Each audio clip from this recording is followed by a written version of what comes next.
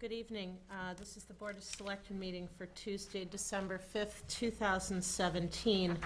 The first item on the board's agenda this evening is the approval of the minutes from the November 21st, 2017 meeting. So moved. Second?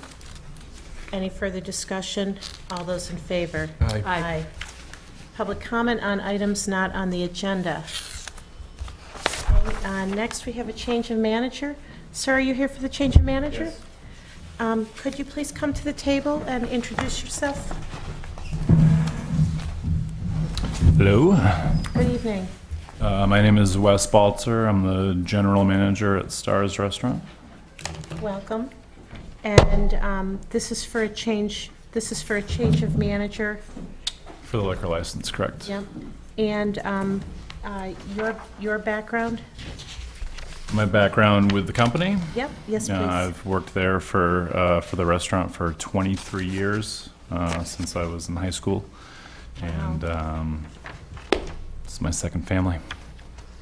And Tom, all the paperwork is in order? It is. Okay. Paul or Karen, any questions? No questions.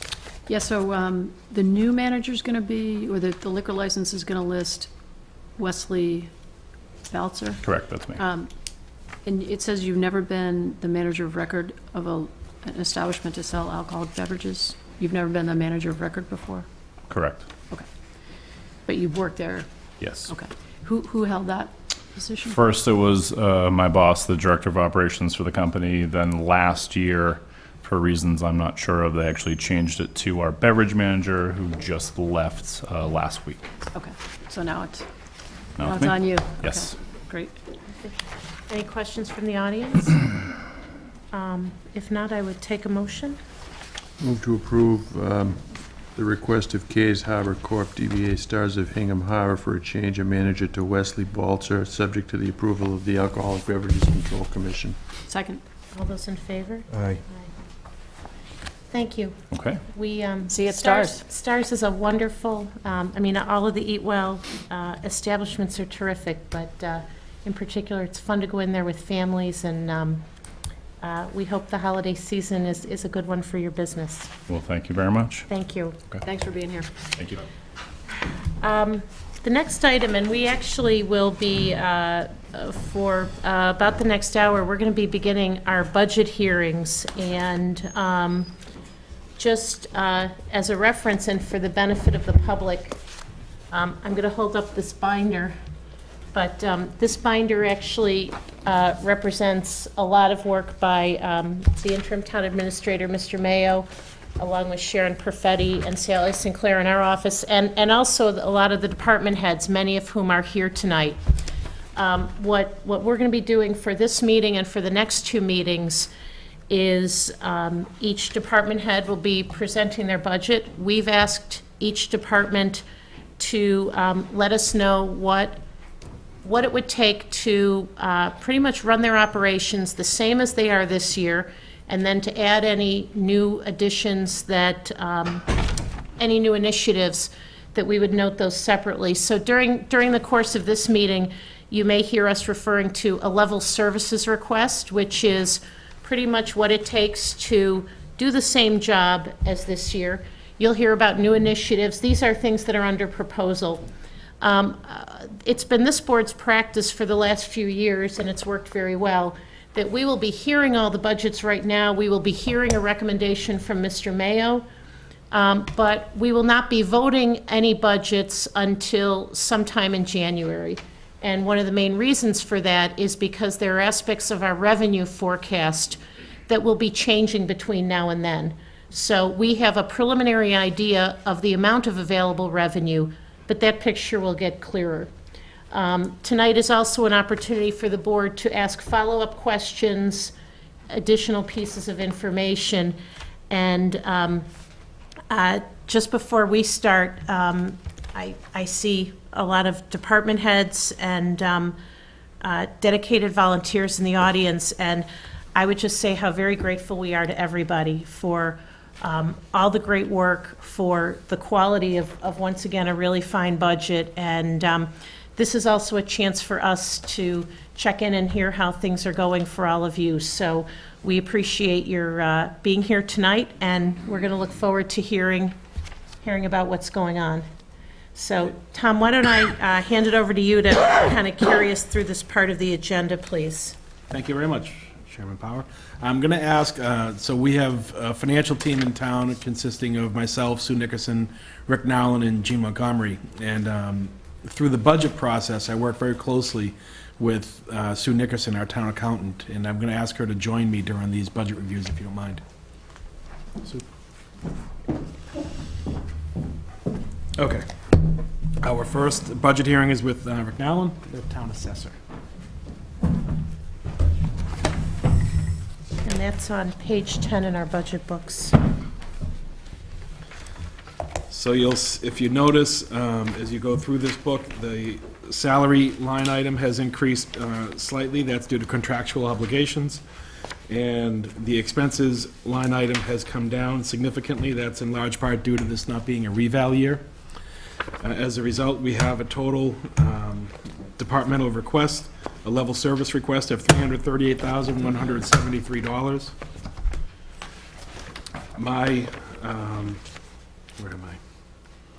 My town administrator request is the same, $338,173. For a decrease, thank you. Thank you, Sue. For a decrease of 14%, or $55,452. Got to point those out when that happens. Karen and Paul, questions for Tom or Sue or Rick? I mean, I guess it's not that much money, but I'm just wondering about, we have no ability to sort of smooth the reval costs over time. You know what I mean? Well, no, they're going to go through a 5-year program now, Yeah. which will help the situation. We could look at that in the next couple of years. They're kind of reviewing it themselves, the company vision is, what they're going to be doing throughout the state, because they're going from 3 years to 5 years, so their financial situation has changed dramatically too. So Okay. we can look at perhaps of somehow balancing it a little bit different. Okay, okay. I mean, it's not, obviously, this year's great, but. Right. when I we understand go- what, yeah. Yeah, okay. There are years Something it's we've not. talked about. And Rick, since you're here, and I know at different times when we all get our tax bills, oftentimes your office gets a lot of phone calls, and our board oftentimes gets questions from residents. Could you just, for the benefit of the viewing audience, let people know if kind of an overview of the abatement process and how that works and what people should do if they're interested in pursuing that? Sure, sure. As they said, we just finished a certification year. Every 3 years it's been, and it's going to be every 5 years from now on. The Department of Revenue reviewed everything, all our data, our information, our values, our neighborhoods, and this process took pretty much 7 months throughout the whole year. We just got approval last week on our tax rate for $11.77, thanks to Sue Nickerson and the team. So you're going to get your bill in the mail probably it'll probably go out the very end of December. You'll either get it the last day of December or January 2nd. At that point in time, you can go online and pick and get the abatement application, or you can call our office and pick up a application. We need a hard copy with a signature on it. If you just want to ask questions, you can call now. All the values are online, and the tax rate is, like I said, $11.77. Assessments did go up throughout the town on an average of 7%, but some of them went up a lot higher, some of them went down quite a bit less. So when you get your bill, as I said, if you think that it's not worth the value as of 1/1/17, January 1st, 2017 is the valuation date, then you have the right to file for an abatement. You only have 1 month to do that, the month of January. I'll inspect the property, or we'll have somebody inspect the property. I'll bring the information back to the Board of Assessors. They'll make a determination. They can grant you an abatement, or they can reject the application. If the application is rejected, then you have the right to appeal it to the state appellate board. And there's a process for that. And the office is great about these things. We can answer questions for you, help you go through the process, and advise you on the situation. That's pretty much the basic process. Thank you. I'd also point out that the Assessors website has a lot of kind of frequently asked questions about this process, because I know a lot of times we all think, okay, we're in a Prop 2.5 world, the taxes only go up by 2.5%, and then when you open your property tax bill, depending on how your parcel has been valued, it could be different. Right. So the website is also a good source of It's information. a good website, and answers a lot of questions, and, don't hesitate to call our office if you have any questions. If any other boards receive phone calls, they should just give us a call, and we'll help the people. Yep. The other thing we've gotten questions about is when you do go around, or you send your folks around to take a look at properties, Sure. to make sure that you've got the right valuation. And I think you and I talked about this at one point, the notice to the neighborhood when you're coming around. Some folks get taken by surprise, not sure they want to let people in. Right. Maybe you could talk a little bit about that piece of the process. Yeah, we inspect for several different reasons. It's difficult to send out a notice ahead of time. If we're working on what they call a cyclical inspection, which is pretty much just to update our records, then we can put it on the website and say we're going to be on Smith Street area for the next week or two or something like that. But when we're doing permits, we're all over the place, so it's difficult to do that. We did like 10 of them today. We knocked at the door, we leave a card. They don't have to let us in. It's only for their benefit sometimes to let us in, only to check what's in the property. Sometimes you got a house that's very different with the style, the angles, what's on the second floor. Sometimes we can't get in the backyard. We don't go into people's backyards if they're fenced, if they're not home. We don't want to cause any problems for everybody. It's also dog situations, something like that. So, we try to do the best we can as far as letting people know, but it can be difficult sometimes. But we're always working on that process. And I know some towns send out cards. I don't know if it helps or not. They'll say, well, we're going to be out, in the next month or something like that. The other thing we should be inspecting the sales, and we do have sales questionnaires, and we could send those out and say, we're going to be out knocking at your door in the next couple of months, something like that. So we will continue working on the process. But Okay. again, we try to do the best we can. We try to be, reasonable, and, we don't push people. If they want to let us in, that's fine, but, we just want to verify the information. Yep. Thank you. Thank you. Anything else for Rick? I just want to thank you for your assistance on the South Hingham Working Group report. That was very much appreciated. You're welcome. Hey, thank you, Rick. You're welcome. Thank you. Thank you, Rick. Next on the agenda is the Health Department and our new health agent, Susan Sarney.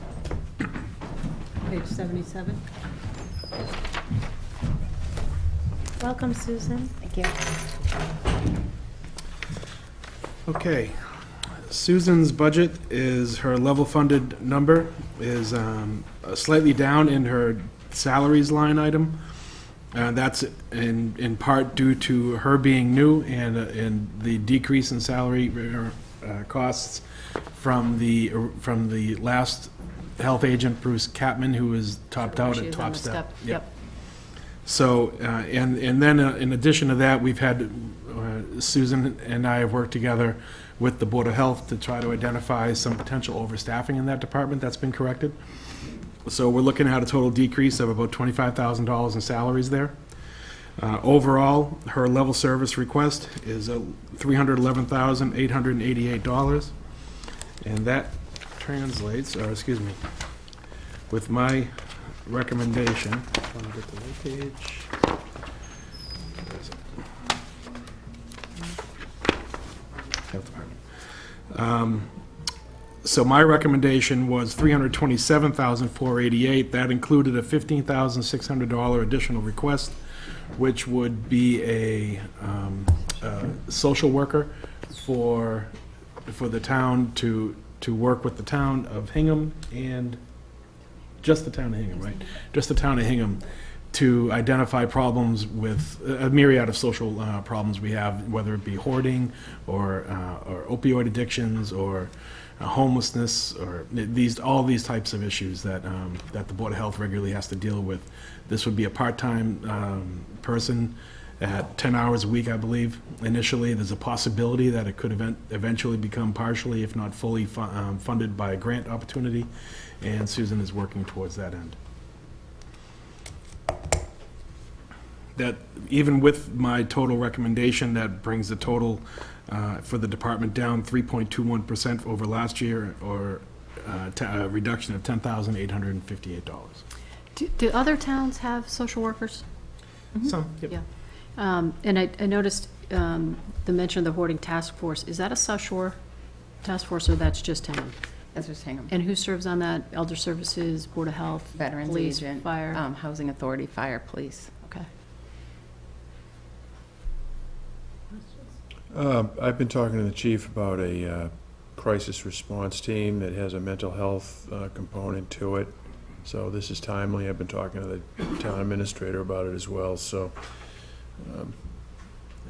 I think that it's thoughtful, and it can apply to multiple disciplines. Yeah, that's what I like about it, too. Susan, will you be kind of overseeing the hours and where this person, I can also, like my colleagues, see a big demand for this. So how will department heads kind of access the services of this individual? It would be under the Board of Health, but it's going to be a shared role with anybody who has a need. Right now, the needs overlap. People might need veterans agent or elder services, but sometimes we get notified by the police, fire. So we already overlap, and that's what the hoarding task force did, is we kind of brought it all together. We meet quarterly, and it's going to be all together a need. It's not just for the health department. But you would supervise Yeah. this individual? Yeah, okay. And you, I guess you'd need to be the one, at some point, with this 10-hour-a-week commitment, you may be the one that's going to have to limit these resources as well, right? Yeah. And there's an opportunity too down the road to potentially look at it, maybe a more of a regional effort for this person. And these problems don't stop at town lines. We might be able to find some regional, a way to increase the total hours for a regional effort, and also do some cost sharing. Susan, I think the board was copied on a grant application. I think it was maybe the week before last. So will that supplement these budget dollars, or would it be a way to pay for some of these? The grant is going to be with the Situate Board of Health. It's for the whole South Shore. Yes. That's going to be strictly for hoarding issues, mental health support services. Yes. So it could overlap. Okay. The social worker for 10 hours would be a town of Hingham. Okay. Where if the needs are from any other department, that would be that. It could, the social worker is for mental and behavioral health. Yes. It wouldn't be just hoarding. Yeah. We just found out today that we were made it to the next round for the grant, so that's Terrific. exciting. And we'll find out next week a little more, but that's more regional hoarding tasks. This would be overlapping. It could do opiate addiction and any other need that the town of Hingham has. Thank you.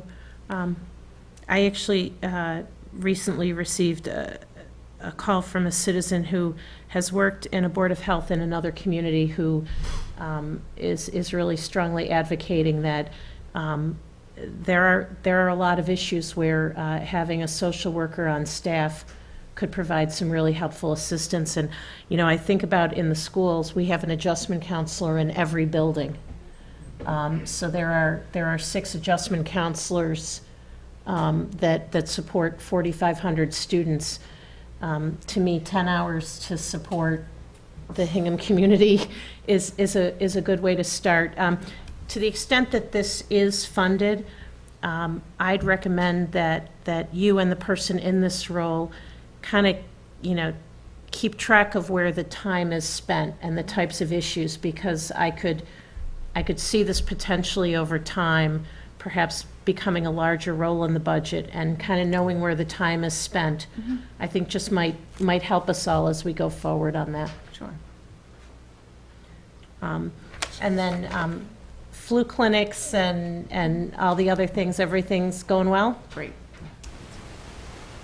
How are the restaurant inspections we're doing? good, we're good. Karen, any other questions? Just a general question, when we move forward, and I know we're not doing it tonight, but when we move forward to vote budgets, will we put this 15.6 aside and vote all of the additional requests at the end, or what's the process for that? So I think what we would probably do is, when it comes down to it, there might be a recommendation from the town administrator that would itemize what's kind of level services, what are additional requests, and I think kind of similar to the way maybe the advisory committee does it, we might, have, I want to hold the Board of Health, we vote everything else, and then go back. Okay. So,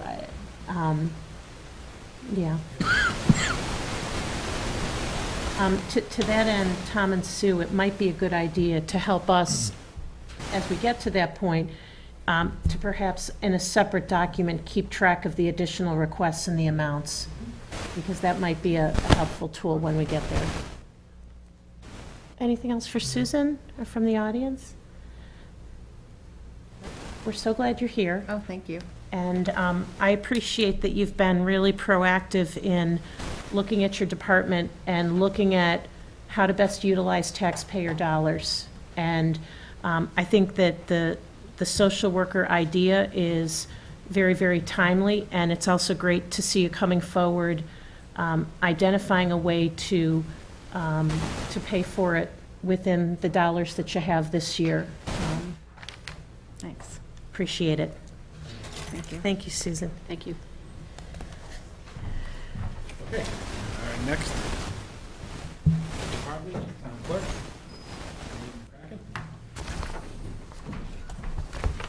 And we'll be covering two budgets with Eileen. We'll do the town clerk budget and the elections budget. So the town clerk budget begins on page 19. They're all dutifully there. I'm catching up. Okay, the town clerk has requested a total level funded budget of $201,094. That represents some contractual obligations and salary due to some, there's a total of a $13,000. Who's, Mine? what are you doing, Tom? He finally got on the right page, and now it's Mike. That becomes a problem. They have to share. Sure. Nope. Well, why don't we shut it off and I can share with, Do you want, oh. share with this one. Sure. This one's easily movable. If you want to shut that one off, Bob. Okay. Okay.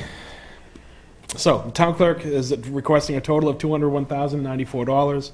That represents a total of a $13,000 increase in salaries due to some change in staff in her department, and a level funded $7,866, which is the same as last year expense line. My recommendations, as they come to you, are for a total of $201,094, which is what she requested, a total of a 6.64% increase, represented by $12,518. Questions for Eileen? Nice to see you, Eileen. Nice to see you, too. I have no questions.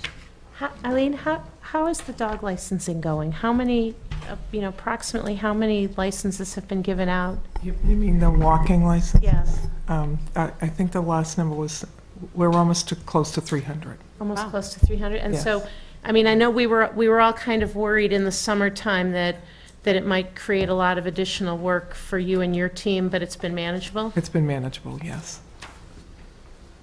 Appreciate your help on not determining how to do that, and I've gotten feedback from people that being able to do it online and come in and pick things up really just makes it very easy. Our IT department did most of the work, or all of the work. We just finished it up for them. Kate Richardson. Kate Richardson is amazing. Yeah, she is. Well said.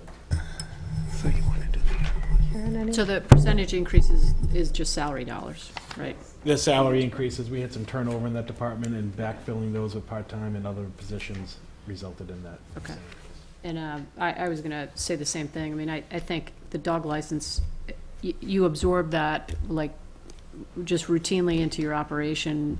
You know, when I've been in the office, your counter service and professionalism of your staff, I think you're a busy public office, and you and your staff, I think, just do a great job of, you know, trying to efficiently explain and serve the needs of the citizens who come in. And we added, you know, just another thing for you to do. So we do appreciate it. You make it look easy. Yeah, you do. Yeah, you definitely do. Okay, Eileen's next budget is the elections. You see a large % increase on this budget, and that's because we're moving from 1 election last year to 3 this coming year. So her total, the total level service request for elections budget is $47,637. And that's an increase, again, due to the fact that we're doing 3 elections instead of 1. And that was my recommendation as well. We also will have early voting again this time for the general election, and we also are giving raises to our poll workers. We're giving them a big $3 raise. You drive a hard We're bargain. bringing them up to minimum wage. They were not making minimum wage before, so we're bringing them up to real time.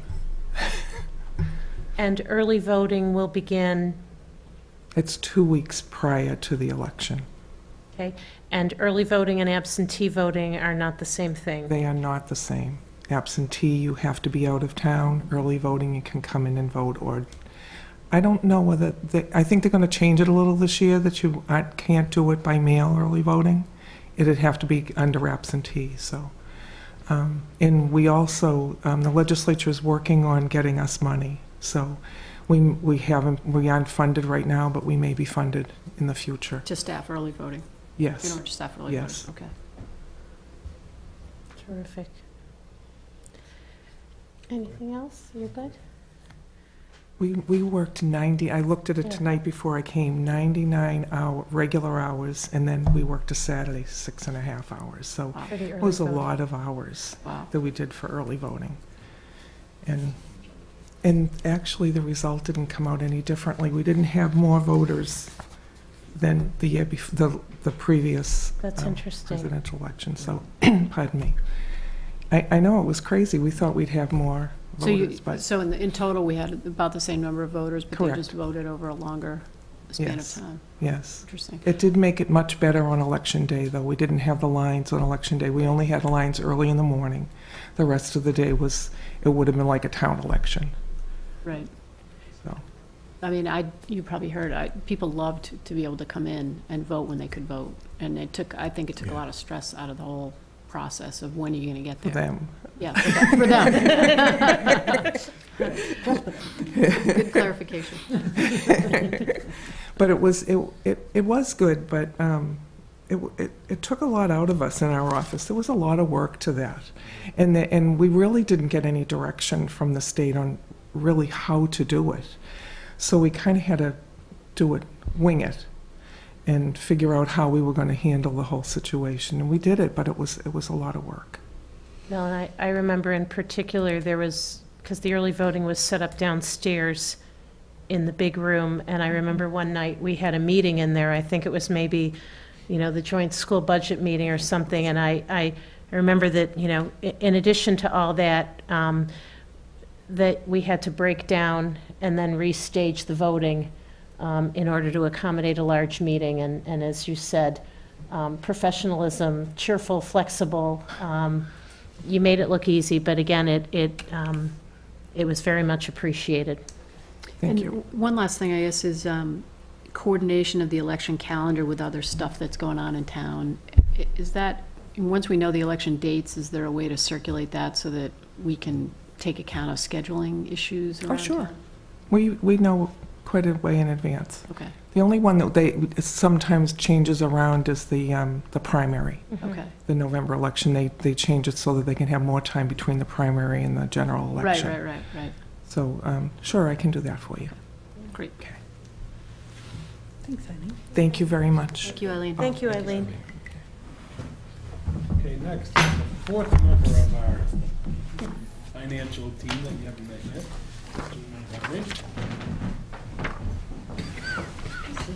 Jean is the town treasurer, collector. She has presented a level service budget of $396,203. That represents, is actually a decrease in salaries, but again, these are all contractually based salaries based on contracts and that. And then we have a level service expense line of $46,554. And that is the same that I'm recommending, is the $396,203 for a total decrease of $1,469 or negative 0.37%. So I guess what we just need to keep in mind is we see this decrease, it's sort of that natural evolution of staffing, right? You hire new people, they start at a lower step, so it's great, but we've got to anticipate those personnel costs just going forward. Yes. No, I'm good. Can you, the tax title costs budgeted at $10,000, what's that? That's the amount that we use for properties that are seriously delinquent in their real estate taxes that are moving forward beyond the tax lien stage and into tax foreclosure. Okay. So that would consist of land court filing fees and attorney fees to take those through land court. Okay, thank you. No, I would just want to say thank you for the help that you provided to the Advisory Committee Financial Working Group, Jean. As you know, we were looking at trying to understand the financial impact of the large capital projects and the taxpayer impact and things. I know that you spent some time and helped validate some assumptions and look at some modeling, and it's really going to help us. We'll probably get your help on the back end as we go to bond some of those big projects, but right now, in terms of trying to understand how to pay for them, the support was really very helpful, on top of all the other things that you and your team are doing. Thank you. That was a lot of fun. That is a great model, and that's right up our alley. So I was pleased to be included to take a look at it. Yep. That was fun. And Jean, our debt right now, I mean, pretty much everything is locked in long-term. Everything but about $10 million Yeah. we have out on a short-term note. So we're sort of at the beginning of collecting our new debt and working towards a number and an economic climate that would have us look into a long-term borrowing. But we haven't really discussed it yet, but I think our gut feeling is we're looking at probably rolling that over again in another short-term note this year. I see. I don't really see circumstances that would entice us into the bond market right now. Okay. That's to be discussed. as we Sure, come up. sure. Our ban renews in May, so we have some time to think about that. And those short-term rates that we have are so favorable, and we're the only community in the Commonwealth, I believe, that has the ability to issue short-term debt to roll it over. Actually, as is not unusual for Hingham, we did institute that with special legislation at the initiative of, I think it was Ted at that time. And with the Municipal Modernization Act, I believe last year, they did insert that, at least a 10-year rollover for other communities, because it was such a good idea. Yep. We don't even have the 10-year max, but other communities, it used to be 5 years. So they've broadened that to give some other communities the opportunity to take advantage of these short-term rates as well. So that was Hingham being a leader again. Terrific. Well, and personally, I'd just like to thank you. You took me through my first tax exempt bond offering this May, I think, days after the election. And I really appreciated your patience with that and educating me on certifying that borrowing. And like Eileen, you have another busy public office. You're the public face of town government, and I appreciate everything you and your staff do to provide, great service, I think, to the folks that stop by your office. Appreciate it. You keep me on my toes. Had some good questions. Terrific. Great. Thank you so much, Jean. Thanks very much, Jean. everybody. Thank you. Next, the Bear Cove Park Committee.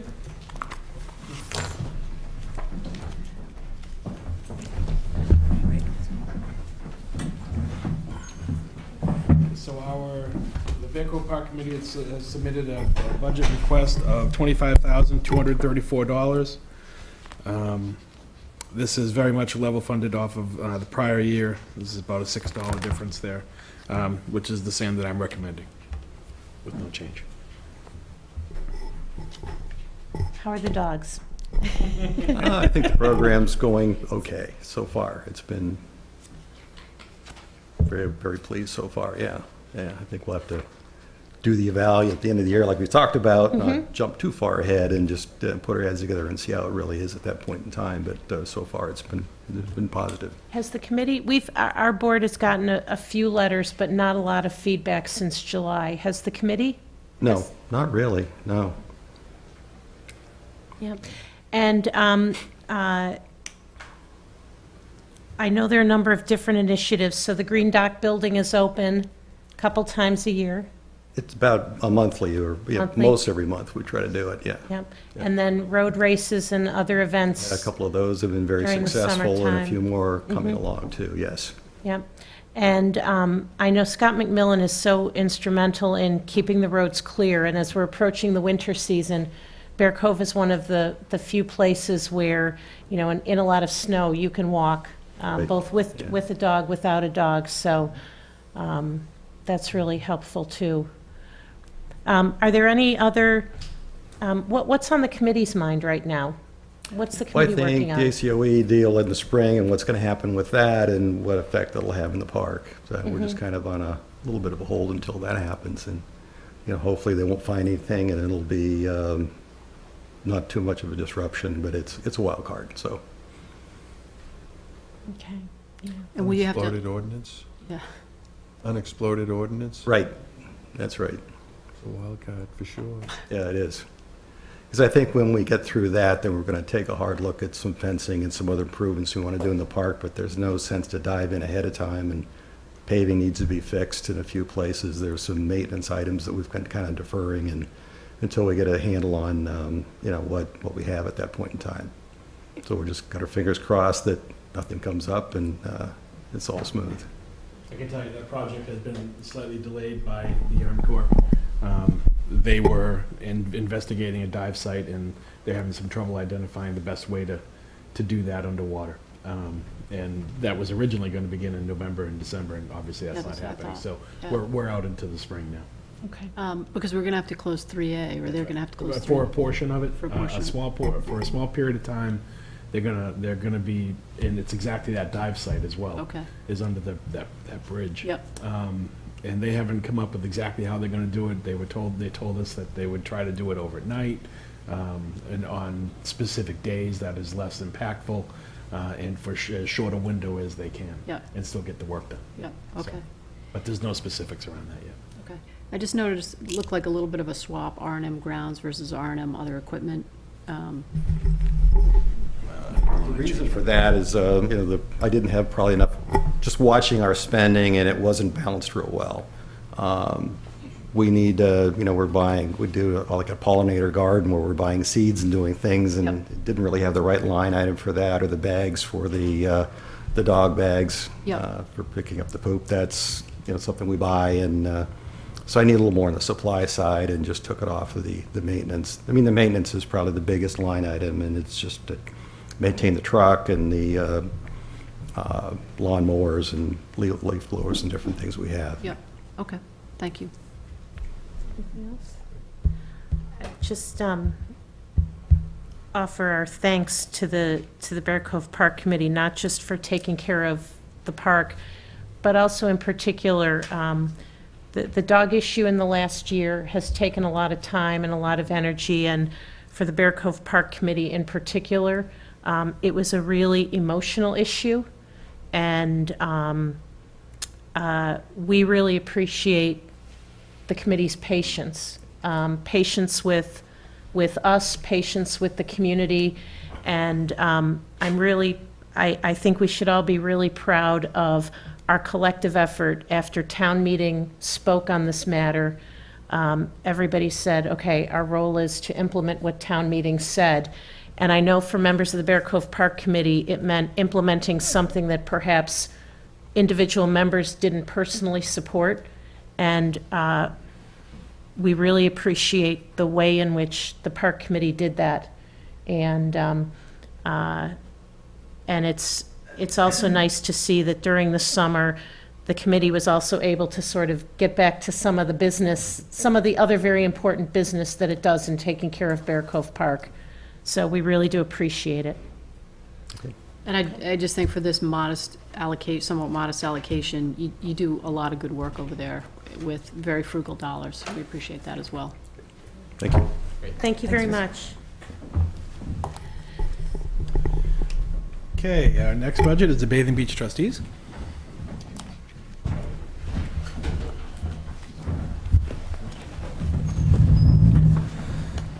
So the trustees have submitted a level fund department request of $41,510. In addition, they are requesting an additional recommendation of $2,357, which I have worked into my recommendation for a total of $43,867, or a $3,900 increase, representing a 9.77% increase. The reason for the additional request was to add, I believe, 2 lifeguards on the July 4th date, so that it's properly covered down there. It's probably a little bit overdue. Yep. So we just wanted to make sure everyone was safe during that holiday, the busiest time of year on the beach. So, other than that, Are you referring to the period or the day?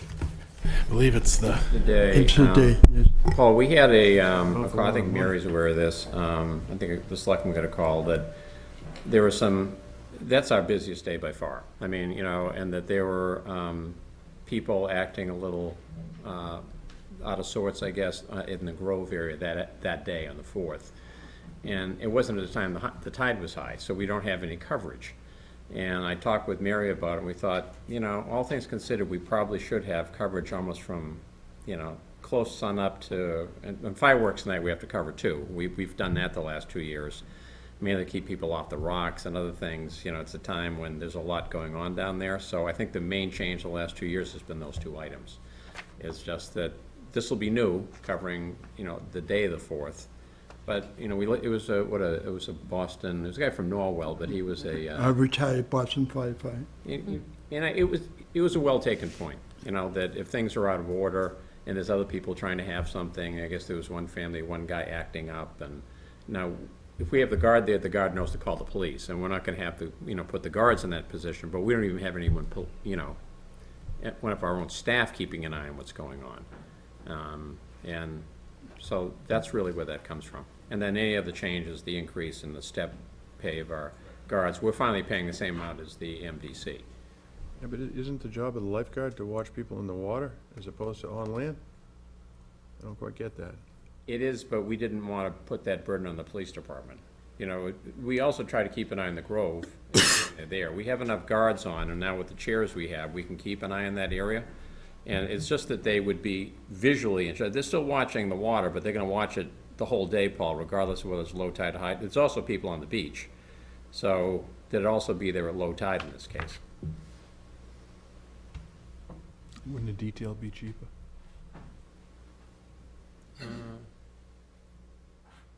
We could Just look a into it. question. Yeah, Probably be nice duty. yeah, true. But the farmer's market on Saturday, there'd be a police detail. Seems like a lot of money. for what it is. Well, so that's not just for that, for those two lifeguards for that one day, that's, like So you the said, other that's event- also- other How much of this increase is the July 4th? Do you, if we don't know, that's something that... It's only in the hundreds of dollars. I mean, most of Yeah. the increase is really in the step pay, keeping Yeah. up the MDC. Yeah. So that's built into the 2357? Correct. Okay. And the current staffing of the lifeguards is a couple hours, it's around the tide, so 3 it's... hours before and 3 hours after. Right, so 3 hours, it's kind of a 6-hour window, and I guess my thought was that, you know, when you have people that are gonna be at the beach all day, you might have more people in the water, you know, other than the 3 hours before and after high tide. And the idea that, you know, if the 4th of July, if part of that day is at low tide and there's no presence there, I just, you know, people are coming to the beach, and the idea that people might be in the water unattended on the 4th of July just kind of makes me nervous. So I don't know what the best way to cover it is, but I would hate to have there be a problem, and having somebody there could have prevented it. And it's also for unruly behavior, you know, so that somebody who's behaving themselves is not disturbed by someone. And I agree, Paul, for the most part, it's on the beach, but even if they're gonna hear something or whatever, their eyes and ears, they could then, and they know to call the police, they're not gonna suddenly try to get in the middle of something. But we don't have anybody if we don't have them. Yeah. Is there drinking going on down there? It was in this case, there's not supposed to be. That was part of the problem. Okay. And unfortunately, we heard about it secondhand after the fact, and, you know, he had a very valid point. I think he called your office first, and then, you know, referred to me, and I took it pretty seriously. I thought it was you raised a good point. Thank you. Any other questions about the budget? Nope. Update on the building? Yeah. Just while you're here? Yeah, we had prices come in that were a little above our budget, and we're working on that. So we're Okay. looking at options. We're under advisement with the low bidder, and we're talking with Strukalowski and Hoyt at other options. We understand that we can't go 5 cents over what we have allocated. So we're working towards that end. So Roger and I and the architects and the trustees are working to that end. We'll figure it out. How many bids did you end up getting? And 3 general bids. Okay. And a couple of them are the ones I hoped for, didn't. I mean, it's not the most attractive job. There's not a whole lot of work in it. I mean, it's a 2,700 square foot building, which for a commercial public job is not it's not like it's town hall or a fire station. And so I think that's your dilemma. I mean, typically I hate to say it, but it's unfortunate this is a Chapter 149 job, because the guys who could most do it are almost home builders. 2,700 square feet is a lot closer to a house than it is to anything else. And this building, if you look at the architectural design, really is. So now I'm having, you know, all these extra things that I have because it's prevailing wage. So we're looking at other options, whether it's, you know, tilt-up construction or other things that can still get us there. Okay. No. Thank you. Anything else from? Not at this time. Okay. Thank you both so much. Thanks. Yes. Thanks for coming in. Okay,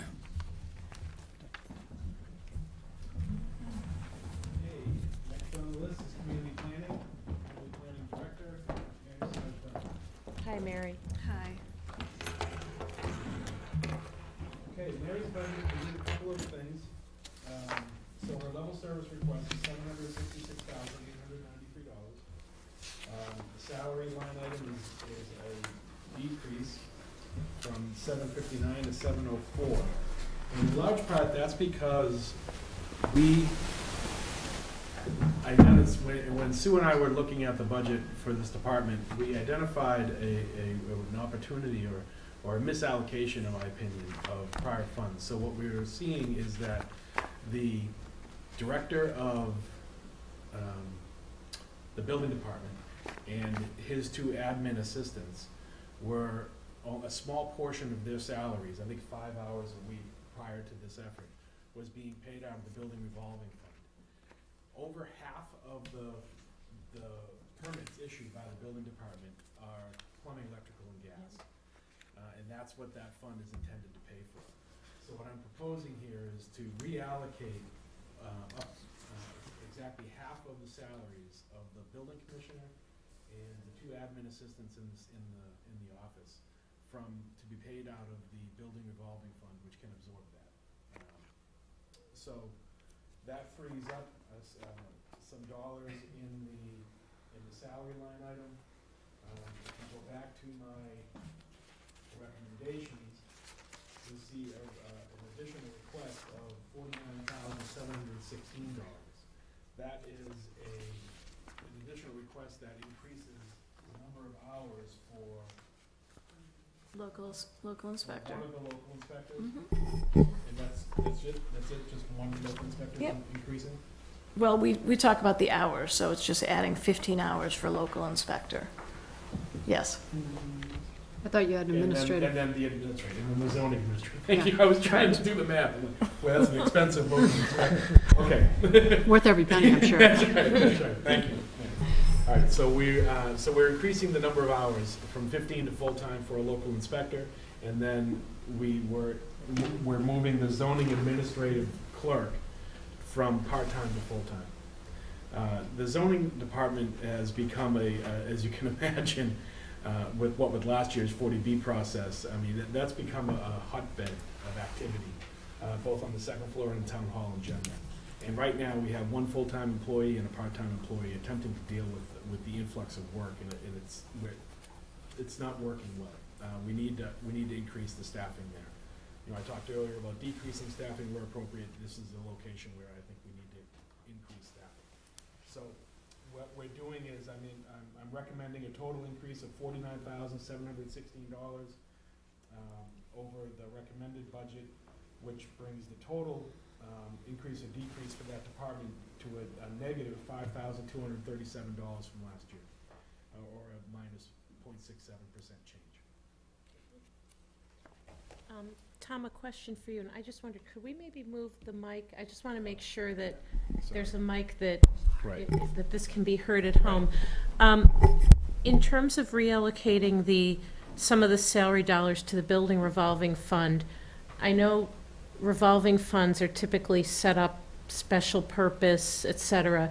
Does something like that should it be run by council, or has it been run by council? So the restriction on that revolving fund is that it be spent on plumbing, electrical, and gas permit costs. Okay. And that's why we did that analysis to see what percentage of the building permits being issued were of that ilk. And we came up with over 50%. And then would we have to adjust that over time then? No, we did do an analysis that fund is going to be able to support this change. Okay. No, I remember, because that's one of the perennial warrant articles, and I know the advisory committee for the last few years has looked and said there's, $500,000 in there, and we're drawing down, $25,000 a year. I guess what I'm wondering is, do we, on an ongoing basis, would we have to every year justify whatever percentage is used? In other words, it's 50 now. Could it 5 years from now go to 25? Well, we can look at that, I guess. I'll talk to John about the answer to that question. For FY19, it's definitely justified. I could talk to him about the annual justification. I think we were at 60-ish%. Yes. So quite honestly, there's a cushion there, and I don't expect that to change much. But we can, do some trending backwards so we can get some sense of what we're likely to see. But I'll also ask John about an ongoing justification. I think we might just want to look at that, because I don't think we want to be every year, this year it's 50 and next year it's 40, because I think that'll just, that could be burdensome for everybody. Well, and I think if we make additional hires or we allocate additional hours based on the fact that we can afford Right. the budget because we can utilize the revolving fund, we got to be able to depend on, as you suggested, the percentage that we can depend on and a cushion. Because it would strike me that you would have to be able to justify the drawdown based on the requisite activity for that revolving fund. And so I gather then, it's not like we're asking these employees to bill their time. We just look at permits issued, percentage of permits That's issued. what we did. Yeah, okay. Yeah, it's too hard to track the day-to-day Like- hours and who's doing what when. So we picked the most likely, the track, most easily tracked, Sort of metric for the, metric, yep, and that seemed to be building products. okay. And again, it was well over 50. I want to say it was over 60, but in that ballpark anyway. I mean, is there a way to trend that, Mary? Yeah. Like, I just don't want to, I don't want to pick a year where we've had aberrant activity and base, particularly personnel costs on a percentage. I guess I just feel a little more comfortable if we had, Yep. if we had Yeah, some we can look back and we data on have the that. permitting history. Okay. So we It's in I the mean, just town, a it's in couple the ye- town reports. just We a can- couple we can years. take a I don't- we rate don't- for we the don't need last to go 10 years. crazy on it, We'll but- do a 5-year trend. That's easily done. I'll have Okay. that for you at the next meeting. Just an observation, I like the idea of this zoning and housing administrative assistant. I think that's definitely overdue, so I like You know the what- idea of its ability to transition between zoning and planning as well. Yeah. That's important, that's right. Makes a lot of sense. And in large part, this is the leadership that we're getting from Mary, is bringing a lot of these ideas to the forefront and talking through them with me. I did want to point out that the zoning, that part of this zoning clerk's additional responsibilities you just mentioned, Paul, was housing. And, you know, we reached 10% of our affordable housing goals last year, and we want to make sure that we maintain that Right. without losing housing off of the subsidized housing inventory. And in order to ensure that, you have to track it. And there are times, there are hours that, and bandwidth that needs to be expended on that. And so this will be a part of that job. Yeah, I would also point out, I appreciate that these are, again, we're looking for ways to fund within what we have versus asking for more dollars.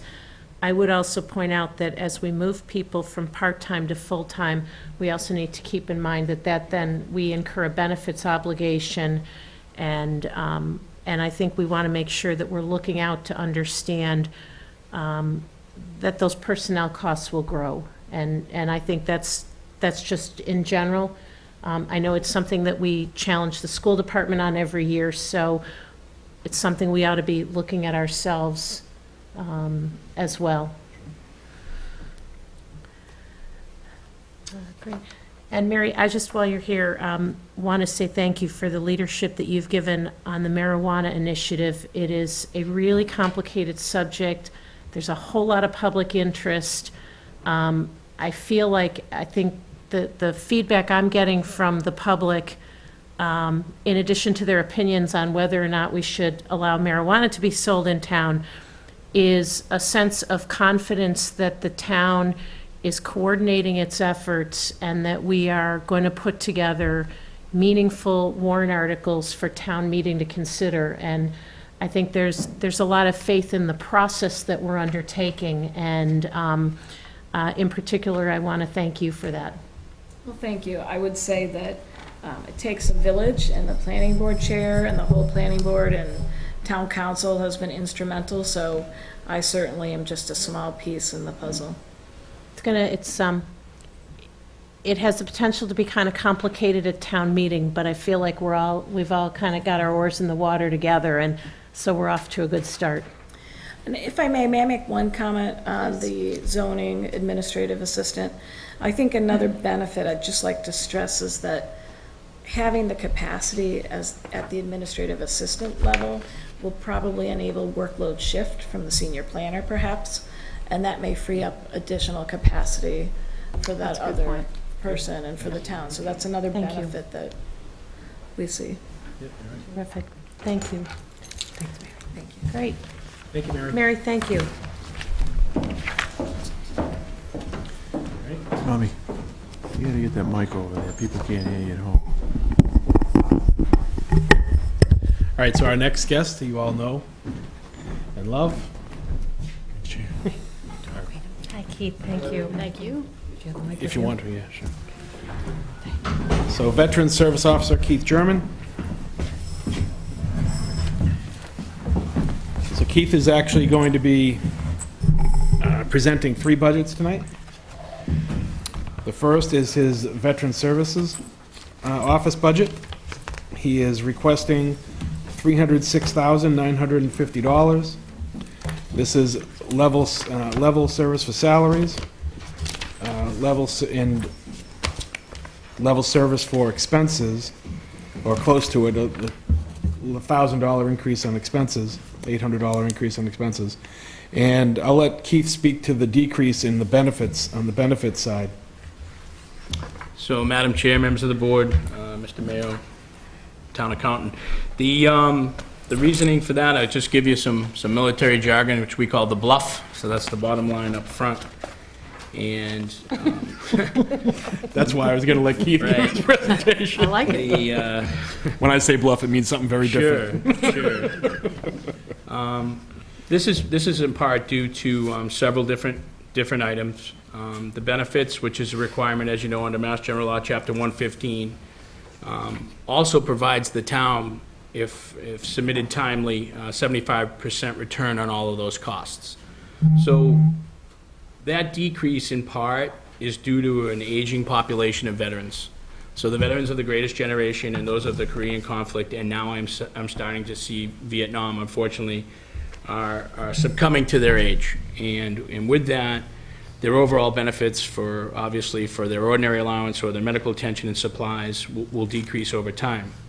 Conversely, though, that increases our town obligation to memorials, flags, and such. So it's kind of a double-edged sword. So with those deaths, yes, we are having a decrease of somewhere in the realm of $60,000, which is down by about 16% because of just their aging out.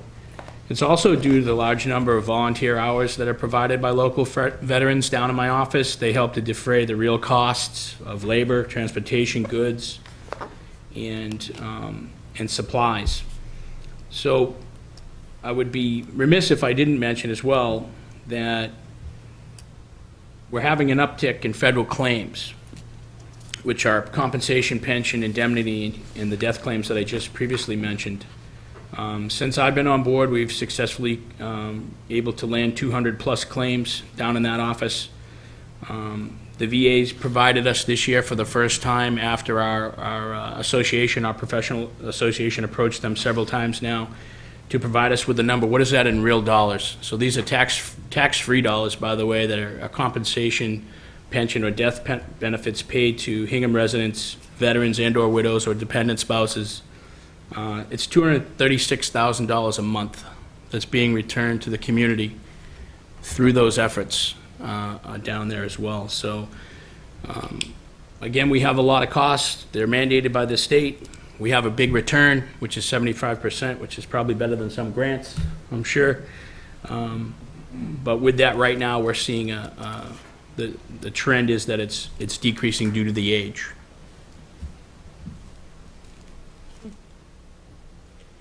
So just to underscore some of what Keith just said, my recommendation was the same as his, $306,950 for a $60,434 decrease, or 16.45% decrease in his budget over last year.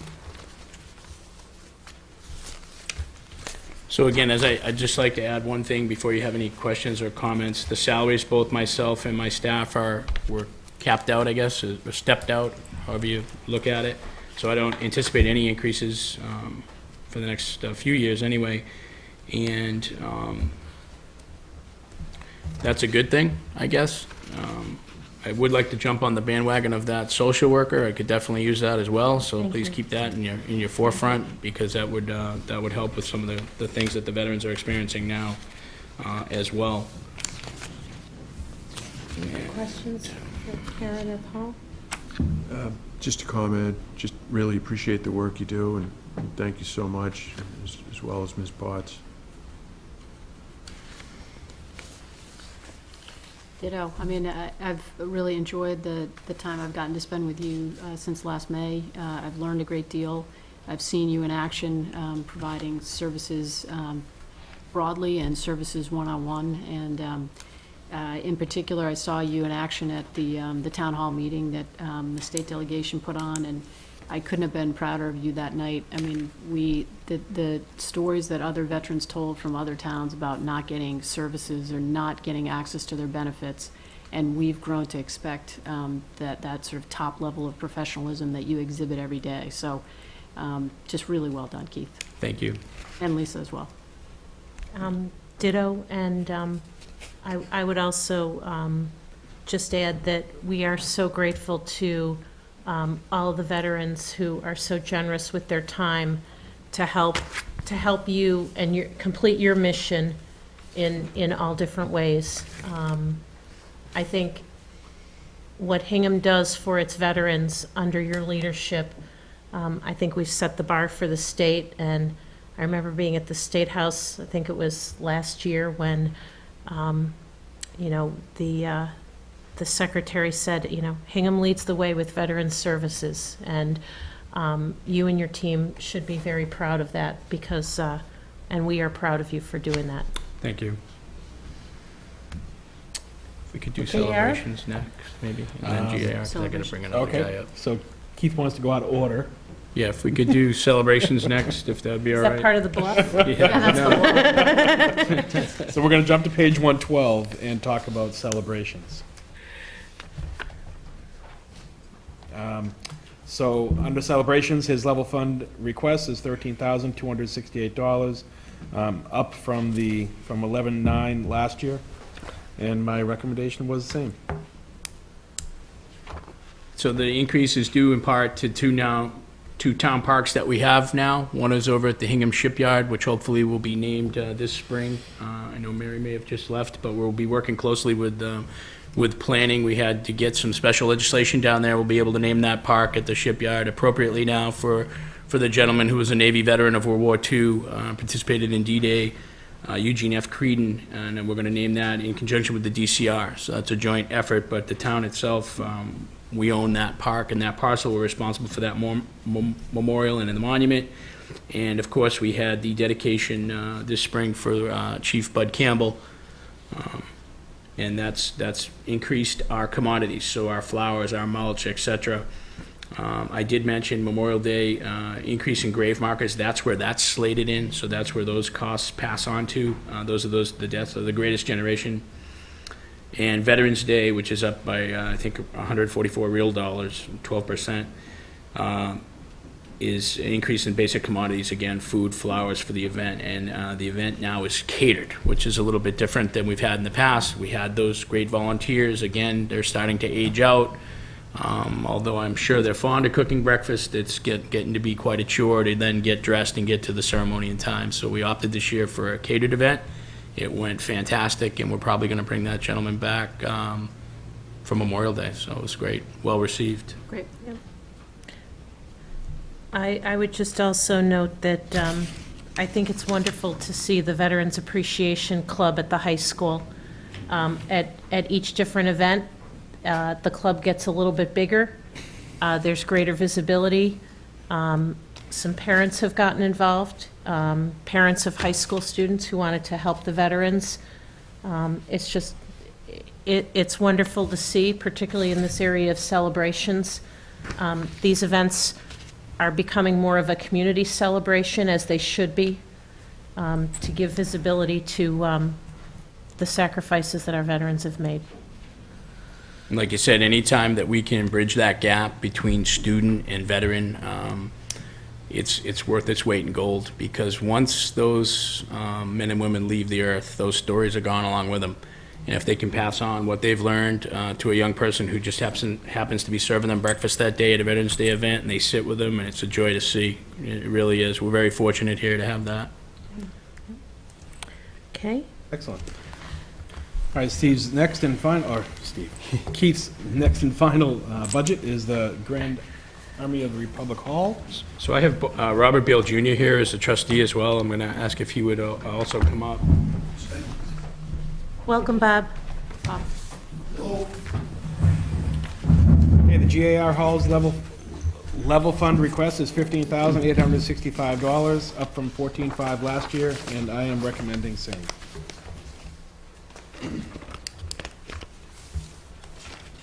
The reason for the increase is we had a We had a change in the elevator vendor due to some increased rates, et cetera. So that's the main reason for the change there. That's under telephone? No, so what's under telephone, if you want me to take Yeah, that go one, ahead. was a recommendation by the town accountant. I passed you out that your brochures, Grand Army of the Republic Memorial Hall is now open for business. The first Saturday, monthly, first and third Saturdays, 10 a.m. to 2 p.m. With that addition, that's been about a 10-year project, I guess, to get that up and underway. That building is of museum quality, and that's how we treat it now.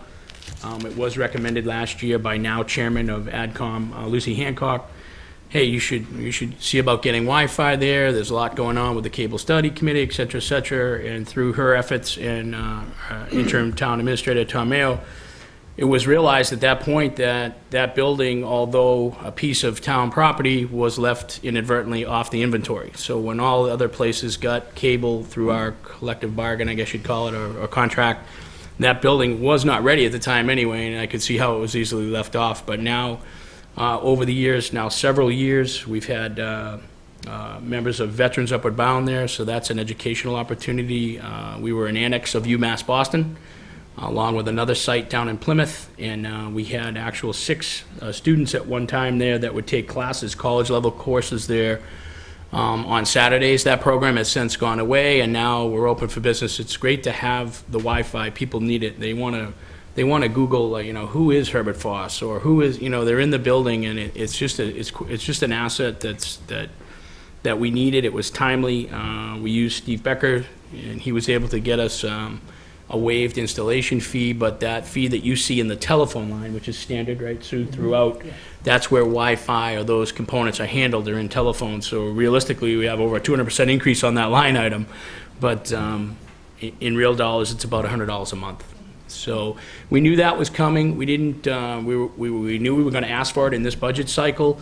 We were able to, through our gift account and what we have another line item, where we knew we would fund that this year. We knew we were going to do that, and we've done it. So Great. I'm proud to say that that's up and running, and with your, approval, we can keep that going from into the next year and not rely on the gift account. Well, if the advisory chair is recommending it. You're in pretty good company.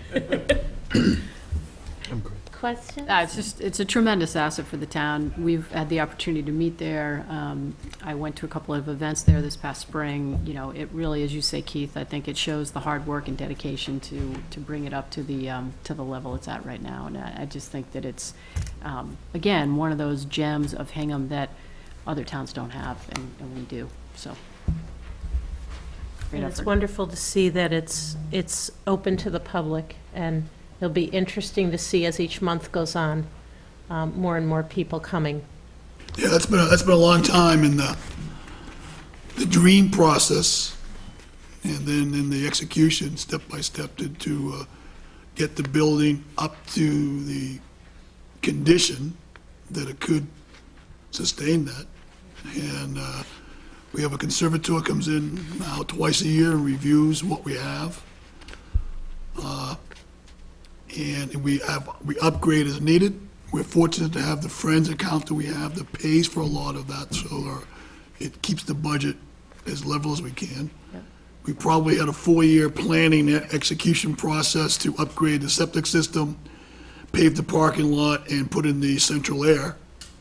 In between that, we had a catastrophic failure of the oil burner that resulted in a complete change-out and going to a gas furnace and bringing in gas service, which we believe so far is much more efficient. Great. And we've been able to keep the building now at a more constant annual daily temperature. And now the frosting is having this open house, being able to have people actually go in there and see what we have there, because this is not a building like the community center where you're going to have a party. This is a different kind of building. So the functions that go on in there follow their Boy Scout functions, their veterans functions. When my dad passed, we had his after funeral function there. So it's those kinds of things that kind of brings it in.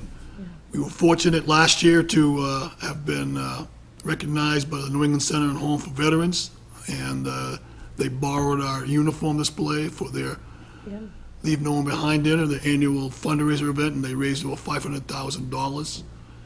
This year, they went with 4 live mannequins, but it was quite a thing to have the, you know, the presence and the stuff we have in there.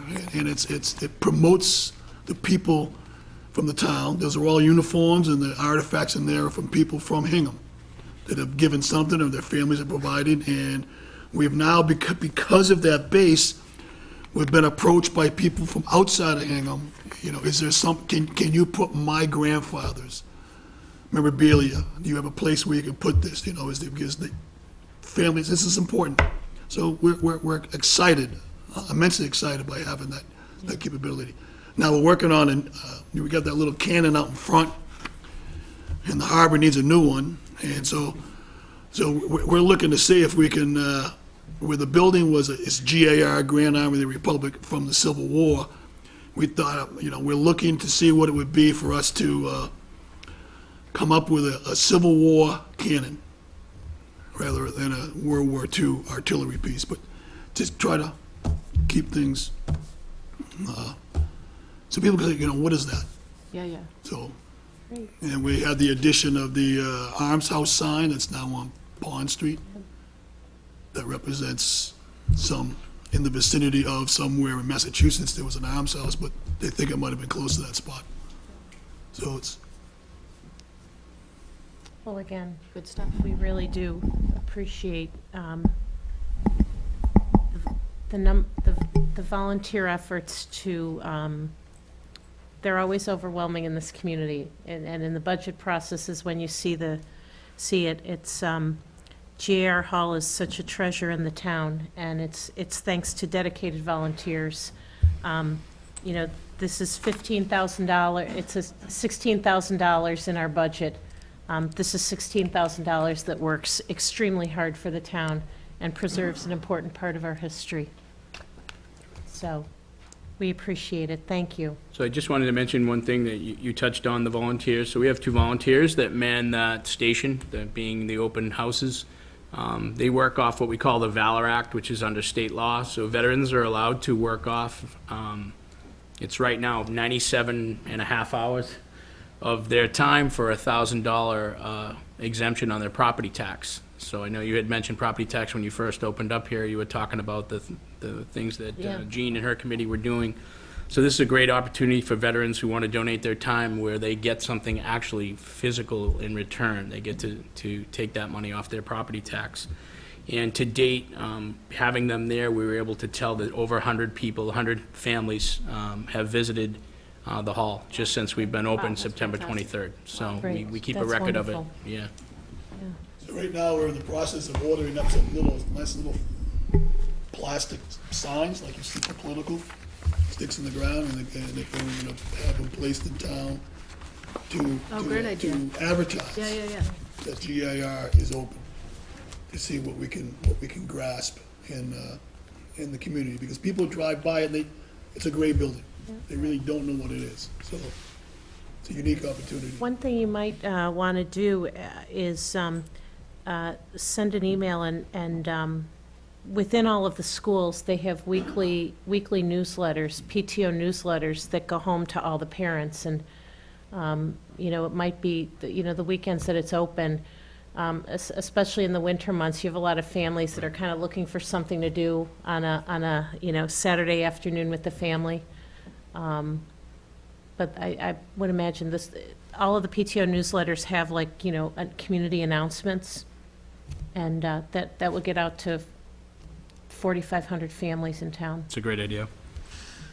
Great. Well, thank you again. Also, too, the veterans group in the town, you mentioned the high school, the wrestling team, and the Veterans Appreciation Club.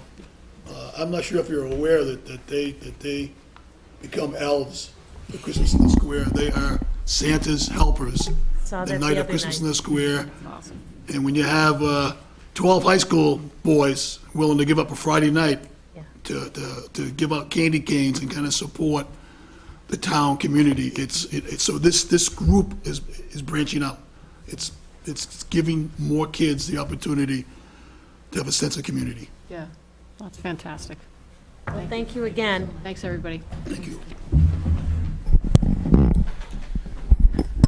Okay, I think you'll recognize our next guest.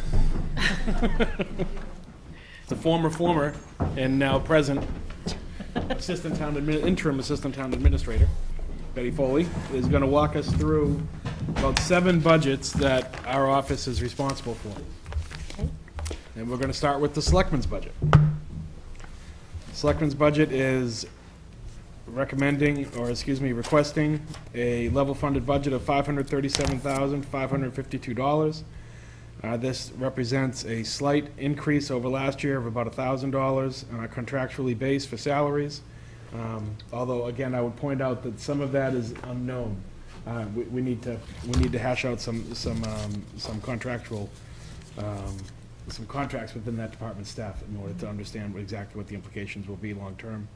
And then the expenses, I'll let Betty speak to the decrease in expenses, but the largest one is the $60,000 one-year-only item we had for carrying costs for the old light plant that we're leasing out in the near future. So. That was really the only decrease in expenses. Yeah. There is an additional request there as well for $70,000 for a grant writer. The annual request for a grant writer. I didn't get to that. That's right. That's right. So my recommendation did not include that this year. I had included several other additional requests throughout the budget and felt that this one, while I advocated for it last year, I do believe that it would be a benefit. I heard some of the discussion last year and felt that maybe it wasn't the right time for that this year. So you're just recommending this 537,552? That's right. Okay. Okay, any questions? No. Okay. All right, our next budget is the legal budget. It's on page 31. Actually, I think it's on 15. Nope, sorry, I have an old. Page 15. Page 15.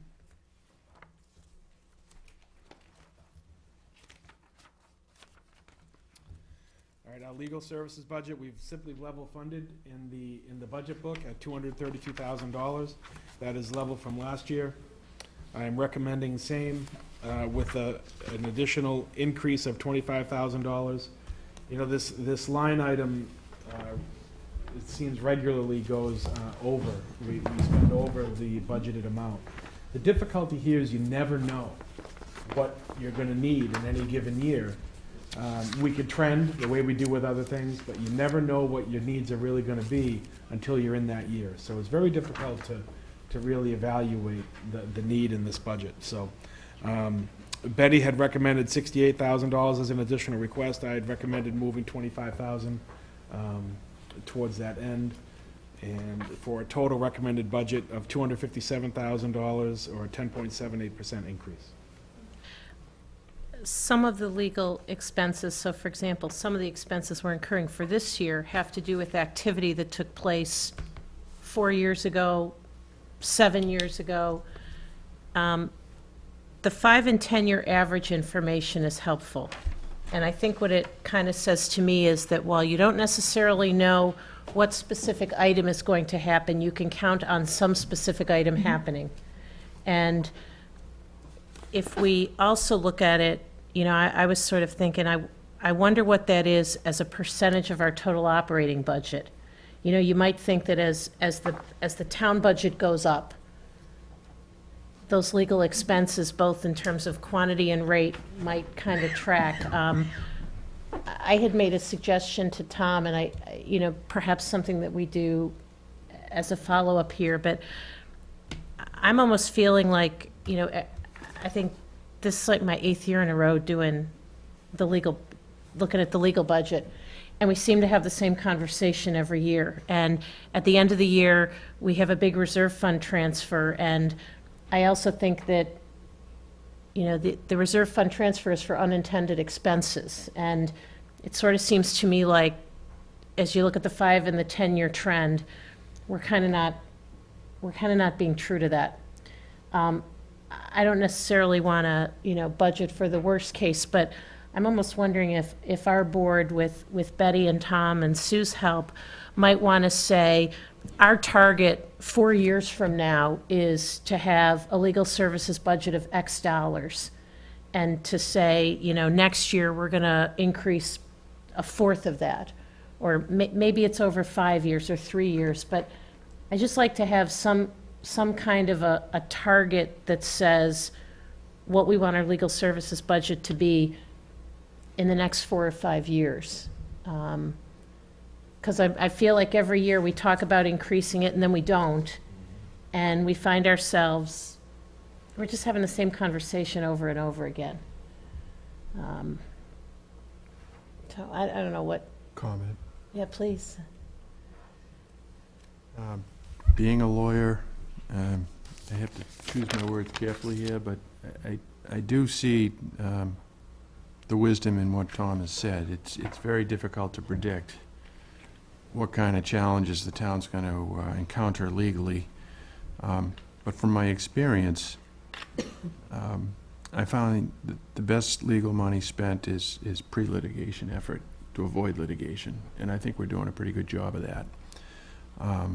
And I'm extremely careful about picking up the phone and gratuitously chewing the fat with the lawyers, because I'm sensitive that it's the public's money that's being spent here. So I understand your point, but I also think that it's extremely difficult to predict what we're going to encounter in terms of legal costs. I think if we're consistently under what we're spending, perhaps we should think about raising it up, but with that mindset. Mm-hmm. Well, and I think the other thing that we have implemented, which I think has been helpful and is a place we really need to continue to work, is just to monitor all of the legal activity we have going on. And I think you were doing it, Betty did it, she's back doing it. It's important to make sure that nobody feels like it's just an open checkbook, and that we're continually, I think, continually weighing the cost benefit of some of the actions that we're taking and some of the projects that we're undertaking. And like my colleagues, I'm very mindful of not picking up the phone and of trying to work through Tom and others to get the answers that we all want to the very important questions that we need to have answered. I mean, part of the issue, to your point, is it's not only increased in dollars, but it's the increased regulatory climate that an entity like a municipality finds itself in. And you can't operate in the dark. You gotta follow the rules, and we're not in a position to know all those rules. So I hear you, and I guess I'd agree with Paul's approach of, maybe we don't do it all in this year, but maybe we work toward that 5 or 10 year average funding as a more sort of a more realistic view of the legal budget. Having said that, I wouldn't want to spend to the budget, I think, is my concern. Yeah. I want to make sure that that we want to spend every legal dollar we're spending. Yeah. It's a balancing act, I think. Yep. It's a balancing act. I just wanted to comment on a couple of things that Paul and Karen, you guys both mentioned. I agree with you completely. First of all, the three of you are very good about limiting your time with the attorney, which I appreciate. And not all boards are. I've been in other towns where that's not the case, so I just wanted to point that out. But also, to your point, Paul, about pre-litigation, mitigating problems before they become problems. One of the initiatives that we've recently started was to bring in our general counsel for a monthly session to be available to meet with department heads as they have questions before they get into a situation that now we have litigation problems. Time will tell how well that pays off, but so far so good. I'm getting great reports from our general counsel about that, about those discussions, and hopefully that will work as planned. Great. Okay, what's next? Okay, Betty's next budget is Town Hall. That is on page 31.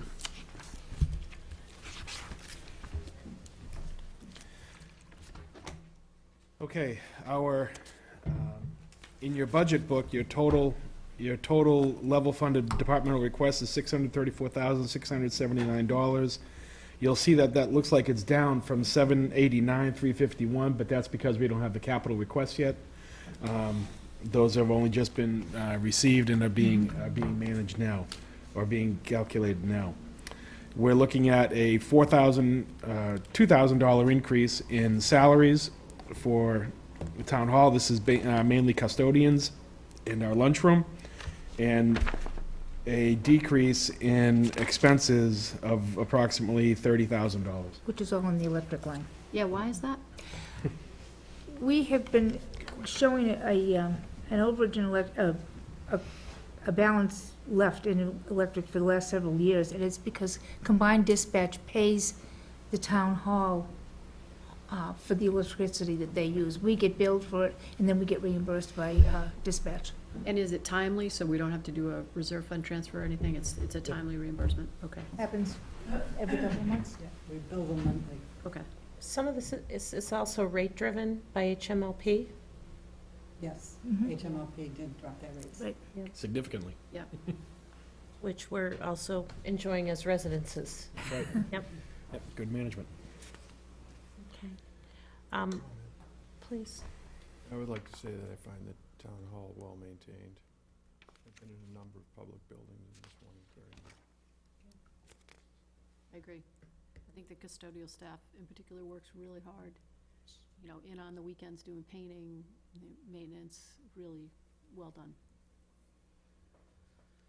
This budget request, by the way, is nearly a 4% decrease over last year. Okay. And I will pass those comments on to our custodial staff, who I agree with are top-notch. They're great. Thank you. Run by Jeff Peasy, our head custodian. Okay, the next budget is town meeting, page 17. Near and dear to Ms. Foley's heart. Just ask her that in a couple months. Few weeks. That's Yeah, right. not gonna be so near and dear. So the request, She wants another party. That's going in the celebrations line item. We're gonna have it down under this year. that's right. The department request was $32,192, up from $31,692 last year. And I'll let Betty speak to it. We were fortunate in our bid last year for warrants, and I expect that we may see an increase this year because of the number of residences coming online, and our bylaw requires that a warrant be delivered to every home. Also, there's the usual slight increase in equipment rental and leasing for sound services and so forth at town hall, at town meeting.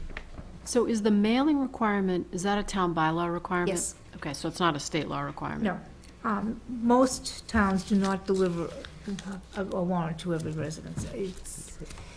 One option would be to look at a 2-year program where you change the bylaw and then you changed how you did the warrant so that you would make it available electronically and have printed copies available for those who want it. Yeah. Say at the town clerk's office and the library and so forth. We looked at that a few years ago, but it We wasn't did. enthusiastically Yeah. received at the time. Well, it'll be interesting to, hear advisory maybe take that up again. I think our fear was at that point, we were also talking about quorum at town meeting and participation at town meeting, and I think we were afraid to sort of monkey with the delivery of the warrant, because the warrant, for people who aren't, tuning in tonight, it's that reminder of, oh yeah, that's when it is, and it comes right to the house. So I think that's in part, I think, why we backed off, was just because we were concerned about, any slippage in attendance. But it does seem like information delivery moves away from the actual physical delivery of the warrant. But I mean, I can envision people at town meeting with their iPads looking at the. you're a visionary, that's why, Betty. I like my paper that I can write on, that I can turn the page, but that wouldn't help decrease the cost, so, thank you. Okay, Betty's next budget is unclassified, page 152 in your budget books. The unclassified expenses, the level service request is $10,700, down $250 from last year, and I will let Betty speak to same. We are down because our clock winder expenses, caretakers of clocks, has gone down because we have less clocks to care for at this point. You don't like hearing that? Everyone knows. I'm outraged. We have, what, 4? We had 4. Now we have 3? New North is not currently working, Yes. and the Congregational Church is, Still waiting. And so is Dependable. All right, well, So they're not, let's move on to another topic. they're not forgotten. We'll figure this out. We'll figure this out.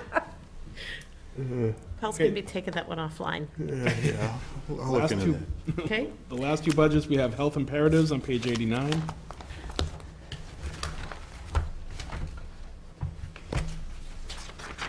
This is a service provider that provides services to victims of domestic violence and sexual assault. We are level funding at $2,700, same as last year.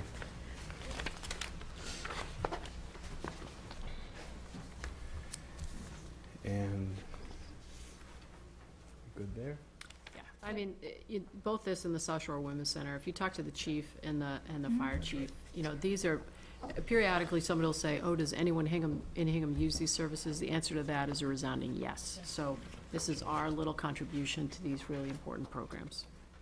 This is, you know, as we talked earlier about, you know, having a social worker and things, there are different organizations that are providing important social services to members of our community in distress. And again, this is $5,400 that is going a long way towards helping people at a time when they need that help.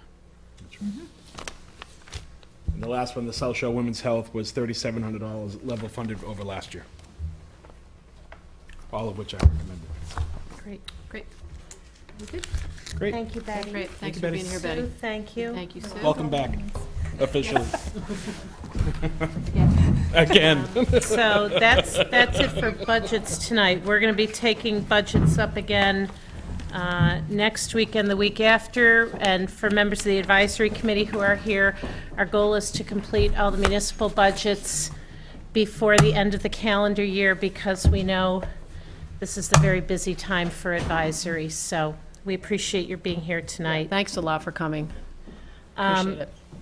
So next, we have the Wharf Infrastructure Resiliency Harbor Development Committee, and Bill and Roger, I see you here. I'm just going to do a quick time check on, I appreciate your bearing with us because we were running a little bit late this evening.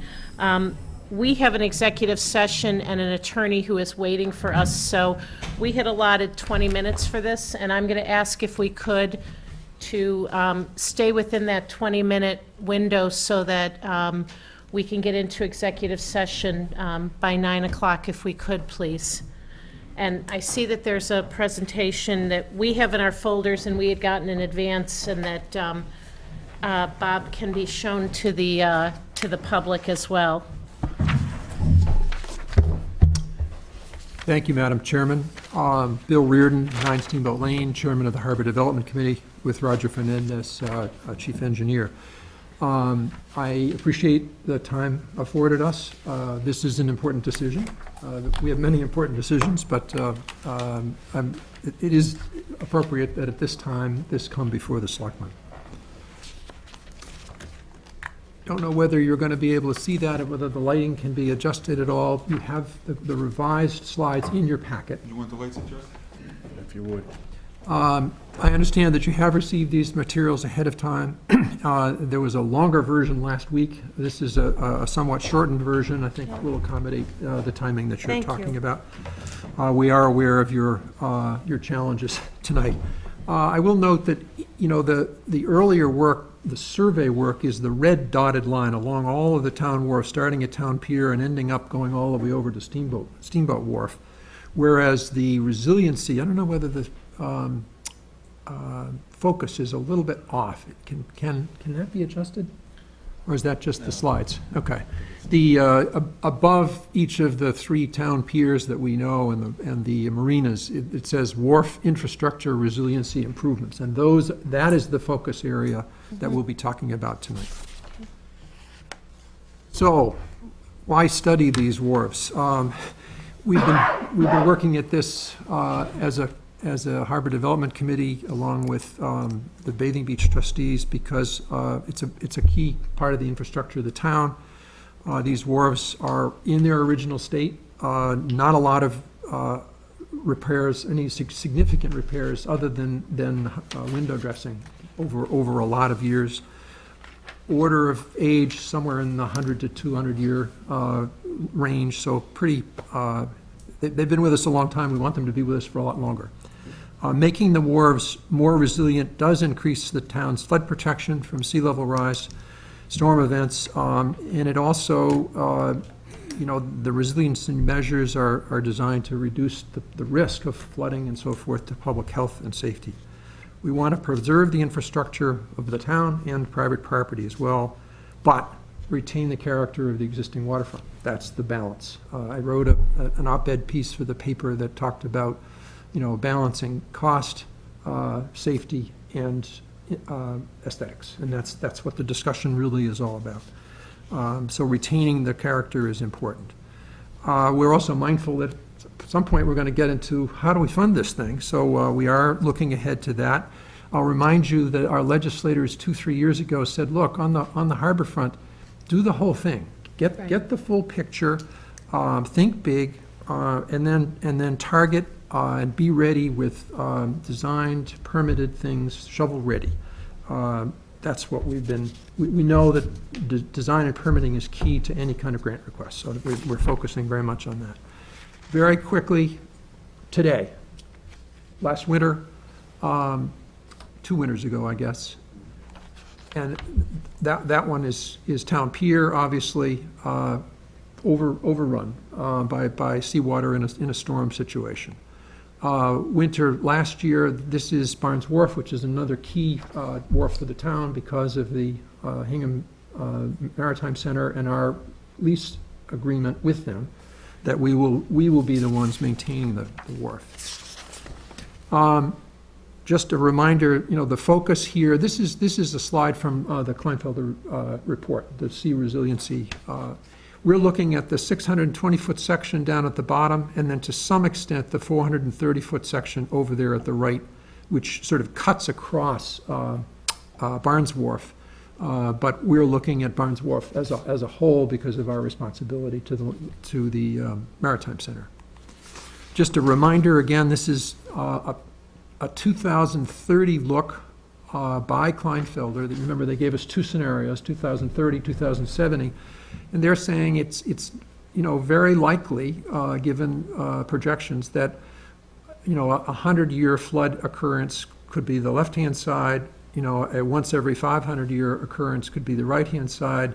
You see the level of water that would enter particularly the Station Street area, but down North Street, and that's where there's a lot of both private and public infrastructure. And Bill, could you just on that slide point out? Sure. I just point out for my colleagues in the audience that on the sort of the bottom right, the red dot, there's a pumping station there. There it is. Thank you. Sorry, Yep. go ahead. That's the sewer pumping station, isn't it? That's right, and I'm going to show that slide in a minute just so everybody remembers. It's right smack, right in that corner.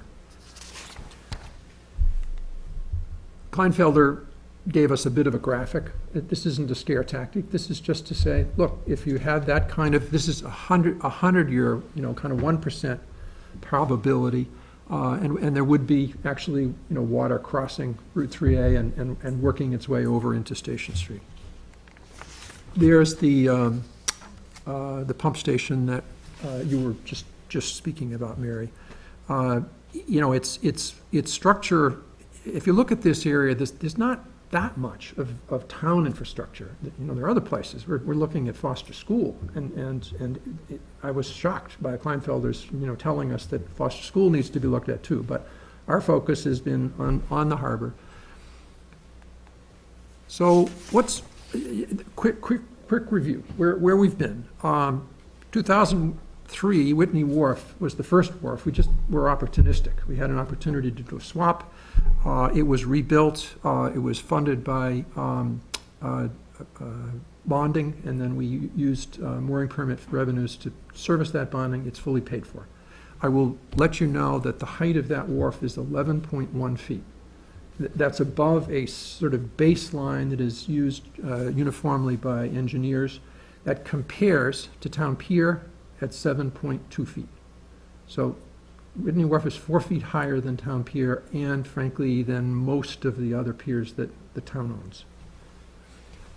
So in 2015, we asked first to do a structural assessment, do the survey of what the condition of the walls, the exterior condition of the walls was. Town was very willing to do that.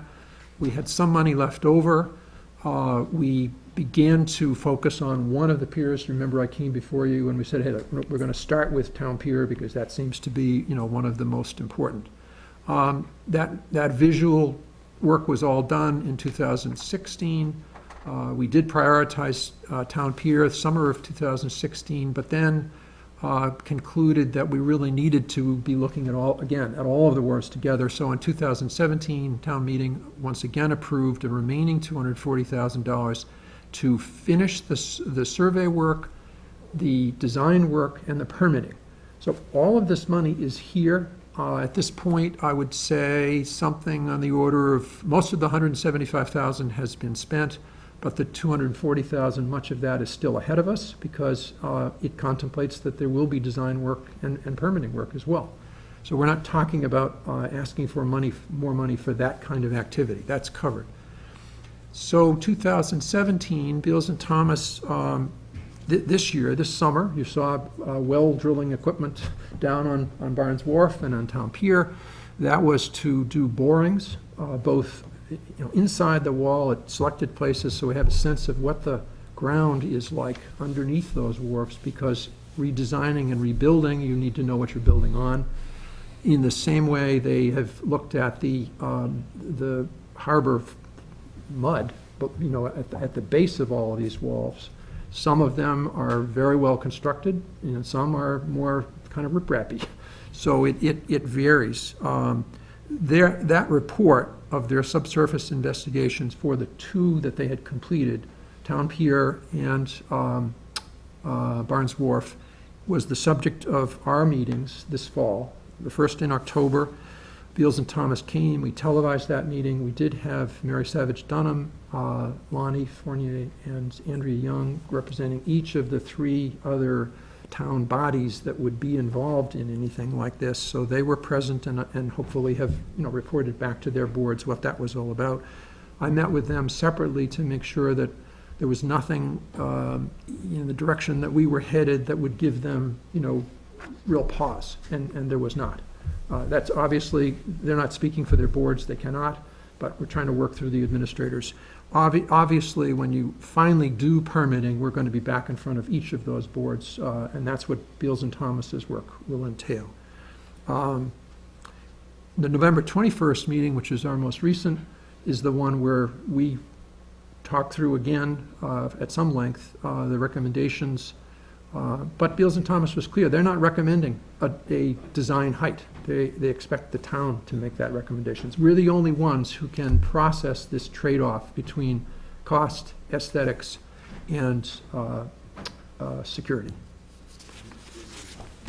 So tonight's presentation, really is sort of the next step. It's been an extended process. It's going to continue to be an extended process, but it's we talked about initial alternative designs. There are various ways that this issue of resiliency and raising these wharves can be done. We'll know more about that, but to start, Beals and Thomas really needs to know, what's your target? What's the height that you want us to use?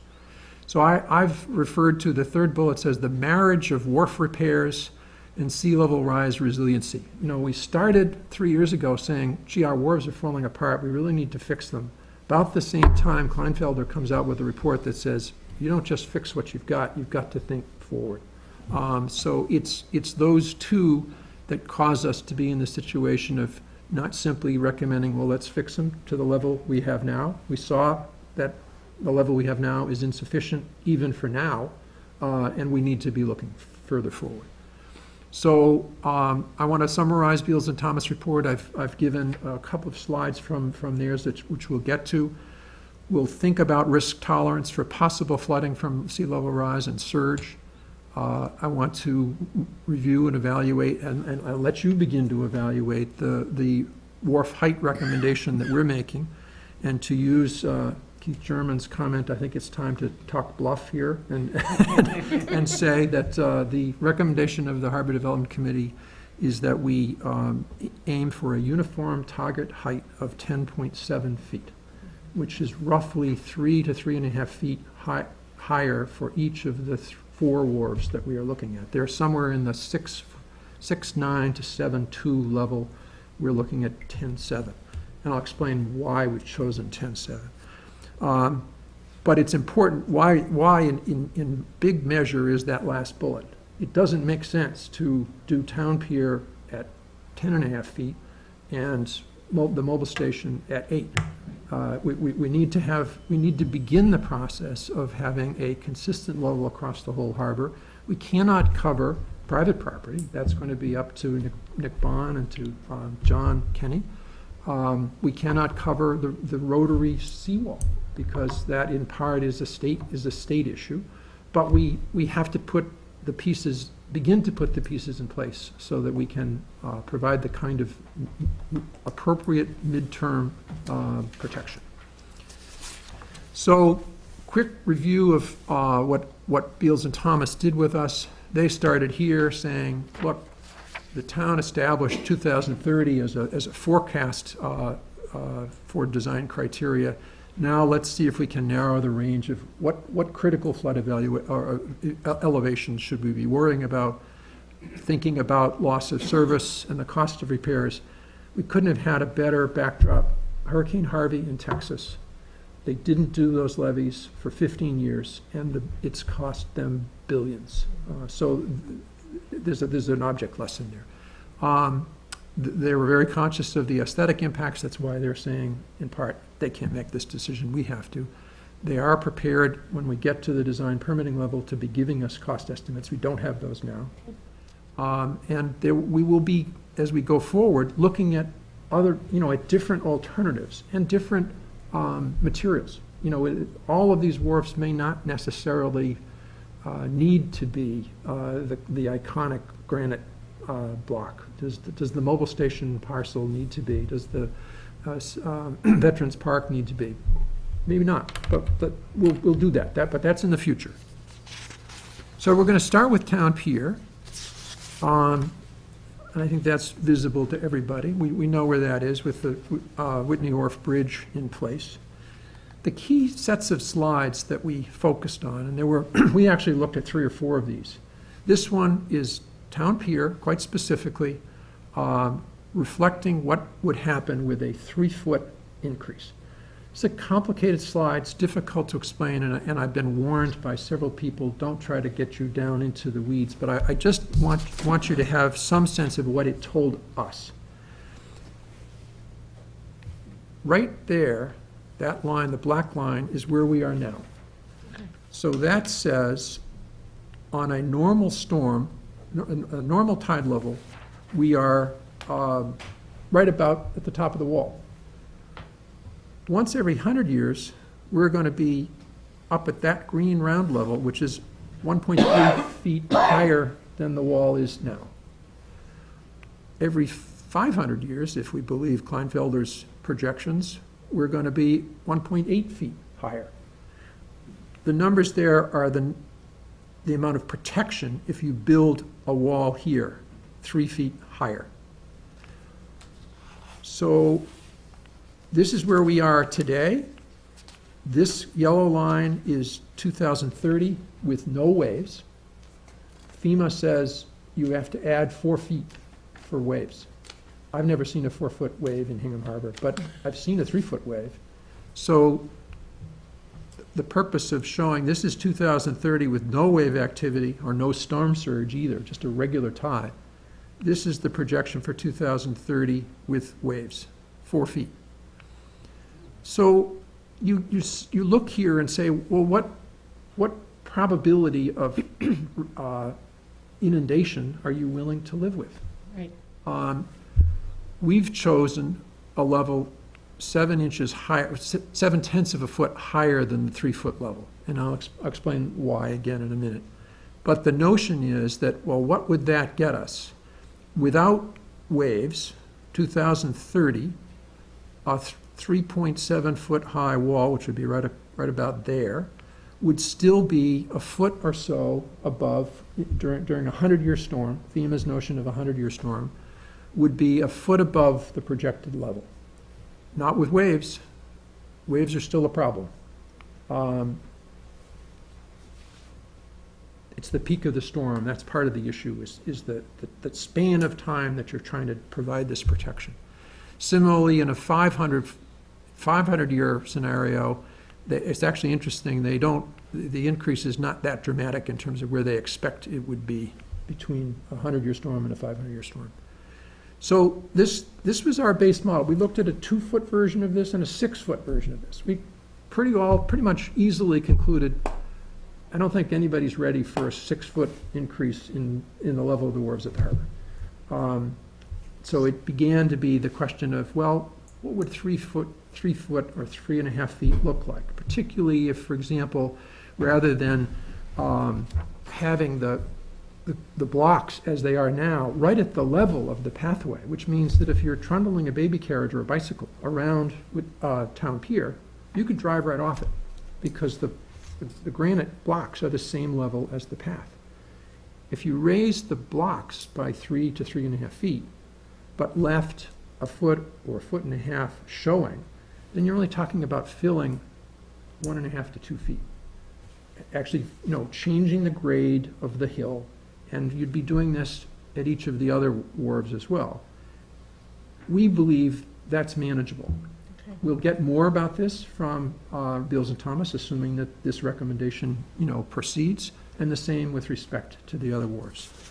The other key reason for our decision is this slide. So what I've done is to circle for you the 4 wharves that we are talking about. This is Town Pier. The height is 7.2 feet above that basic level. Veterans Park is slightly less than that. The mobile station, which is this one here, is it says former mobile station is even lower. And Barnes Wharf, right about the same height as Town Pier. You notice that what we've done over the last couple of years, this is the stone work at the bathing beach in front of the Grove. It's up at 12, is it, Roger, is that 12? It's 12.5 feet. This work here is at the bathing beach. Remember, we put in this stone blocks and then covered with a dune. That height is 10.6 feet. We know that Whitney Wharf is 11.1 feet. We know that the seawall along Summer Street is 10.7 feet. We're homing in on, if we were to go with 10.7, we've got a reasonably consistent picture across the whole harbor. Go back to the resiliency. Have we protected against everything? No. Have we gone to a level that the aesthetics we think can be managed? We think so. We've also talked to the consultant, Beals and Thomas, about wanting to try to design something that would be, to some degree, modular, meaning that if we do this now, and in 2050 we need to revisit this, we want to make sure that whatever we design is could be built upon. It would be the base would be strong enough to carry it to another level. We can't, from a cost-wise or an aesthetic-wise, right now, see ourselves all the way up to 2070. And Kleinfelder was very clear. When you start getting out that far, the variability increases dramatically. Sure. So we didn't go there. But this to me was the most telling slide. This is a function of some very good work by Roger and Tom Molinari, who went out and actually did average heights for every structure on the harbor. And without this, I think we really would have been lost. So the last slide is just to acknowledge that we're aware of the funding issues. The first port of call is the Seaport Bond Council. They've been clear. They gave us, Alan, $750,000 for the bathhouse, and they don't want to see us again until we built the bathhouse. But once we've built the bathhouse and demonstrated that we can do a project, they are open, and they have said, come back. We thought about, should we go in for an application in early November for a January 18 meeting. It was premature. We don't have designs, we need more. We also need some, Seaport Bond Council always requires skin in the game. So they like to see a 20%. So we may well be back to you, and we're meeting with advisory committee on the 19th. And we're exploring, thinking about, well, what kind of an article might speak to that 20% contingent on getting the grant, no spending, source mooring permits, of which there are sufficient. I've met with Sue Nickerson. I'm also very mindful of the dredging that is coming up, and I've been looking into the funding for that, and there is, frankly, more than I thought. So that's another conversation, another time, but ultimately, we'll be talking about, annual town meeting this year. We would expect a warrant article, but it'll be targeted at being ready to, in the summer of 2018, apply for a 2019 grant, when we would be much further along with our permitting and design work. So I've just made your deadline, but it's now in your hands because it's your questions and/or. Paul or Karen? I have a number of questions, actually, but I don't want to, I'd rather absorb and then circle back. I just have one comment, though, and I think that I'm hoping that there's some consideration given to the pumping station on Station Street, because to me, resiliency has to include some ability to deal with that issue. My The 2030 pictures that I showed you of Station Street, the maximum height was something like 1.5 feet in the Station Street parking lot. By raising our walls 3.7 feet, I think, to the extent that we can control the other non-town-owned property, and there are different ways of doing that. I'm also mindful that Kleinfelder clearly told us, look, the intent of our telling you all this is so that when you replace that Station Street, pumping station, you address these issues. Just as it happens, we're looking at Foster School for perhaps other reasons, but anytime we're going to be looking at town infrastructure, we should be, or frankly, private infrastructure, people should be thinking about. And I live along the harbor. A number of houses that have been built, their air conditioning and heating is in the attic for just that reason. So I hope that's responsive, Paul. I had a more simplistic idea. I just wondered whether or not the station itself could be raised up. The substation? Yeah. Well, exactly. That's Kleinfelder's point, that, it may well, I don't know how old that station is. Roger may have some sense. Of course, that's sewer department, so not in our ken, but you're absolutely right. I'm with Paul. A lot of great detail, a lot of great work by your committee over the long haul. One of my questions is, what do we know about kind of state planning efforts and their vision for that 3A corridor? As you suggest, they own a bunch of that real estate too. They own, they control that roadway. So I'd like to understand that in terms of, making sure that our go-forward plans mesh with what the state envisions for that corridor. But to be honest with you, I'd really like to take a look at this before we get into much more discussion, because we really do have a lot of work to do tonight. I just would mention, Karen, that I do need to state, as Roger would say, if I didn't, that the seawall at the Rotary is the town's. and the likelihood that the state will necessarily say, oh, well, we're redoing the road, we'll do the seawall. It's not at all clear. You're absolutely right, and there's as you know, the 3A task force has taken up that whole charge, and so we are still working very closely, or will work very closely with them as they proceed. So we're very mindful of the need that the 3A transportation corridor and this work needs to be done in tandem. Great. So I'd understood that the likelihood would be, and I'm thinking in part my availability to be able to come back, that you'd take this up at your meeting next week?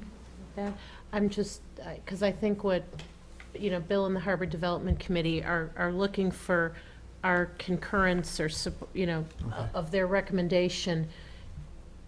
Would we like to maybe give ourselves the benefit of the week? I mean, I reviewed the information, I watched some of the Harbor Development Committee meeting, but I also have to say, walking through it tonight solidified a lot of things for me so, maybe we could, if we took a vote up in a week, does that work for the Harbor Development Committee? That works. I can be here, and that's important because I want to be able to respond to your questions. And I know that January, your availability in January is limited. I might also ask that if we have individual questions as well, that before next week, we might want to follow up with Bill. Sure. I would just say that the process that the Harbor Development Committee has undertaken with help from staff, including Roger and Ken Corson, this has been a great process. It's been a long process.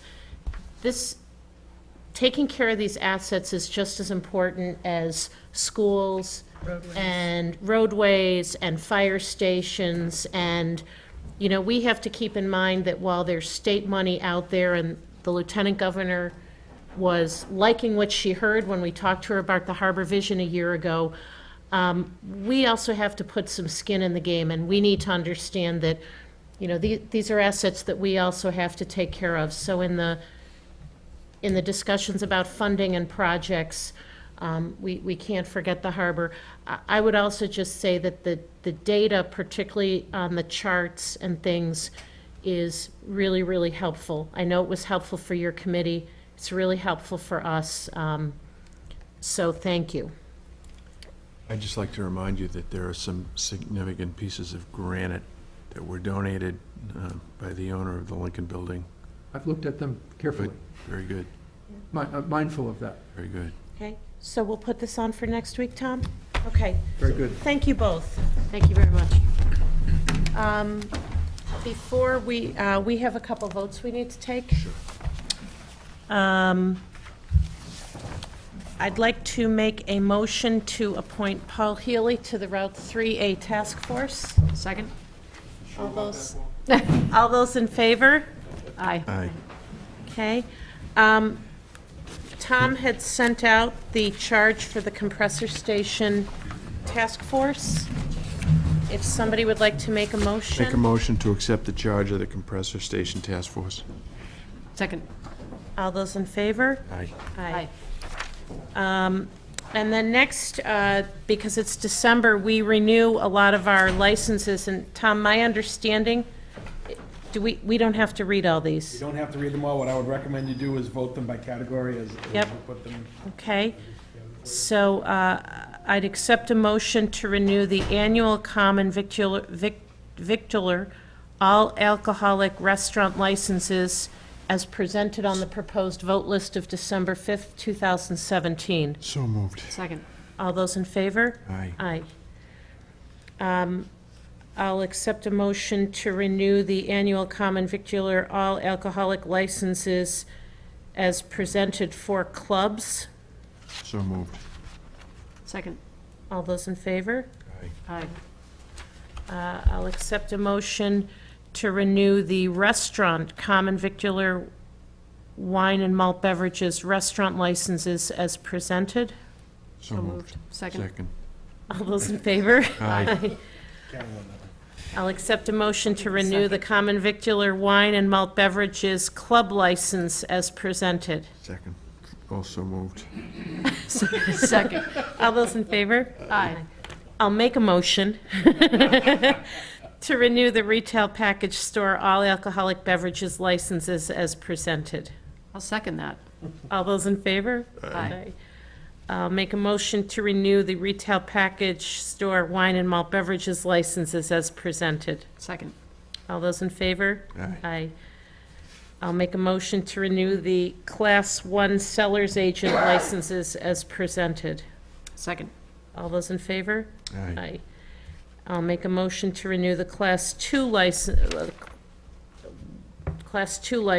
as presented. Second. All those in favor? Aye.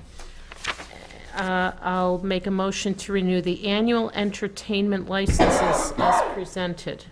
Second. All those in favor? Aye. And I will make a motion to renew the annual automatic amusement device license as presented. Second. All those in favor? Aye. Aye. Okay, town administrator report? None this week. Okay. Karen? So I have a disclosure that I need to read in connection with my work at Ropes and Gray and the Aquarian litigation. As many of you may know, Eversource acquired the Aquarian Water Company. I think the purchase was effective on Monday, and Eversource was advised in the acquisition transaction by Ropes and Gray. Importantly, I need to let you know that Ropes and Gray does not at this time represent either Eversource or Aquarian in connection with any of the litigation that the town has ongoing with Aquarian. And to that end, I read this letter.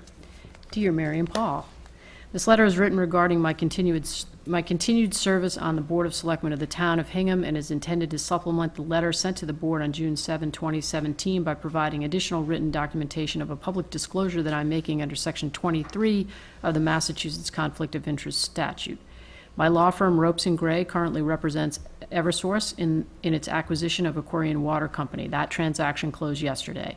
I have not participated and will not participate in the firm's representation of Eversource in this transaction. Furthermore, in my capacity as selectman, neither I nor the firm has rendered nor will render legal advice to the board or to the town with respect to this transaction. I am not a partner of the firm, and as such, I do not receive compensation from the firm in connection with this transaction, and I have not and will not request any such compensation from the firm. I anticipate in my capacity as selectman, I will continue to be asked to participate in the board's consideration of the Aquarian litigation, which at this point in the process involves a request for further appellate review before the Supreme Judicial Court. To my knowledge, the firm does not have any financial interest in the Aquarian litigation. My participation in making these recommendations will be permitted only to the extent that it is consistent with the requirements of the Massachusetts Conflict of Interest Statute. Similarly, if any future matters in which the firm represents Eversource or potentially Aquarian become the subject of my responsibility as selectman, I would be unable to participate as selectman in those matters without first consulting the firm and making a determination of an appropriate course of action under the Massachusetts Conflict of Interest laws. As noted in the initial disclosure letter, the board and the town should be aware that the firm's policy prohibits lawyers from holding outside positions such as my selectman position unless the firm has granted permission for such service in a particular case, although the firm has indicated that it will permit me to serve on the board, including as set out in this letter. It is possible that the firm could change its view on this question in the future. If this were to occur, at that time I would have to recuse myself from this matter or even potentially resign as selectman. Sincerely, Karen A. Johnson. Thank you. Thank you for listening. And that's been filed with the town clerk as well. It will be tomorrow. Terrific. Anything else? Karen? No. Okay, Paul? I take it that means you're still with us on the water. I'm still with you. I'm Okay, still with that's you. good I'm to going hear. nowhere. Very good. I would like to recognize the recent sign that's up in the center, Burke Corner. Mr. Sarney made that sign, and it was recently installed by the Highway Department. That's a good piece of history that isn't lost. It had been there for a number of years and somehow disappeared, but it's back. So thank you very much for that. I'd like to also thank John Clifton for a lecture that he gave to the Citizens Alumni Police Academy, something or other. I went last week, and he was talking about the U.S. Intelligence Service, which is definitely a formidable force in the world. And we got an insight as to the significance of parasitic worms found in the intestines of the North Korean I guy heard about that. who was shot making his way to freedom into South Korea. So thank you, Mr. Clifton, for that. Really appreciate that opportunity to get a glimpse into that world. I just wanted to thank everybody who was involved in making Christmas in the Square such a wonderful event, and in particular, I just wanted to recognize Lynn Barclay, who is the new head of the Hingham Downtown Association, who worked tirelessly all weekend to make it a great weekend. And I would encourage us all, as we're in the holiday season, to remember our local merchants. Some of them have storefronts in the square. Some of them operate out of their homes. Some of them operate in various places. But I know in our family we're trying to remember to buy local, and I would encourage us to support our fellow citizens who, many of whom count on a good holiday season to earn a living. With that, I recommend the board enter into executive session to discuss strategy with respect to personnel issues, because discussion of these matters in open session may have a detrimental effect on the negotiating position of the town. We will not be reconvening an open session at the conclusion of the executive session. Roll call vote. Aye. Aye. Aye. Thank you, everybody. We'll see you next week.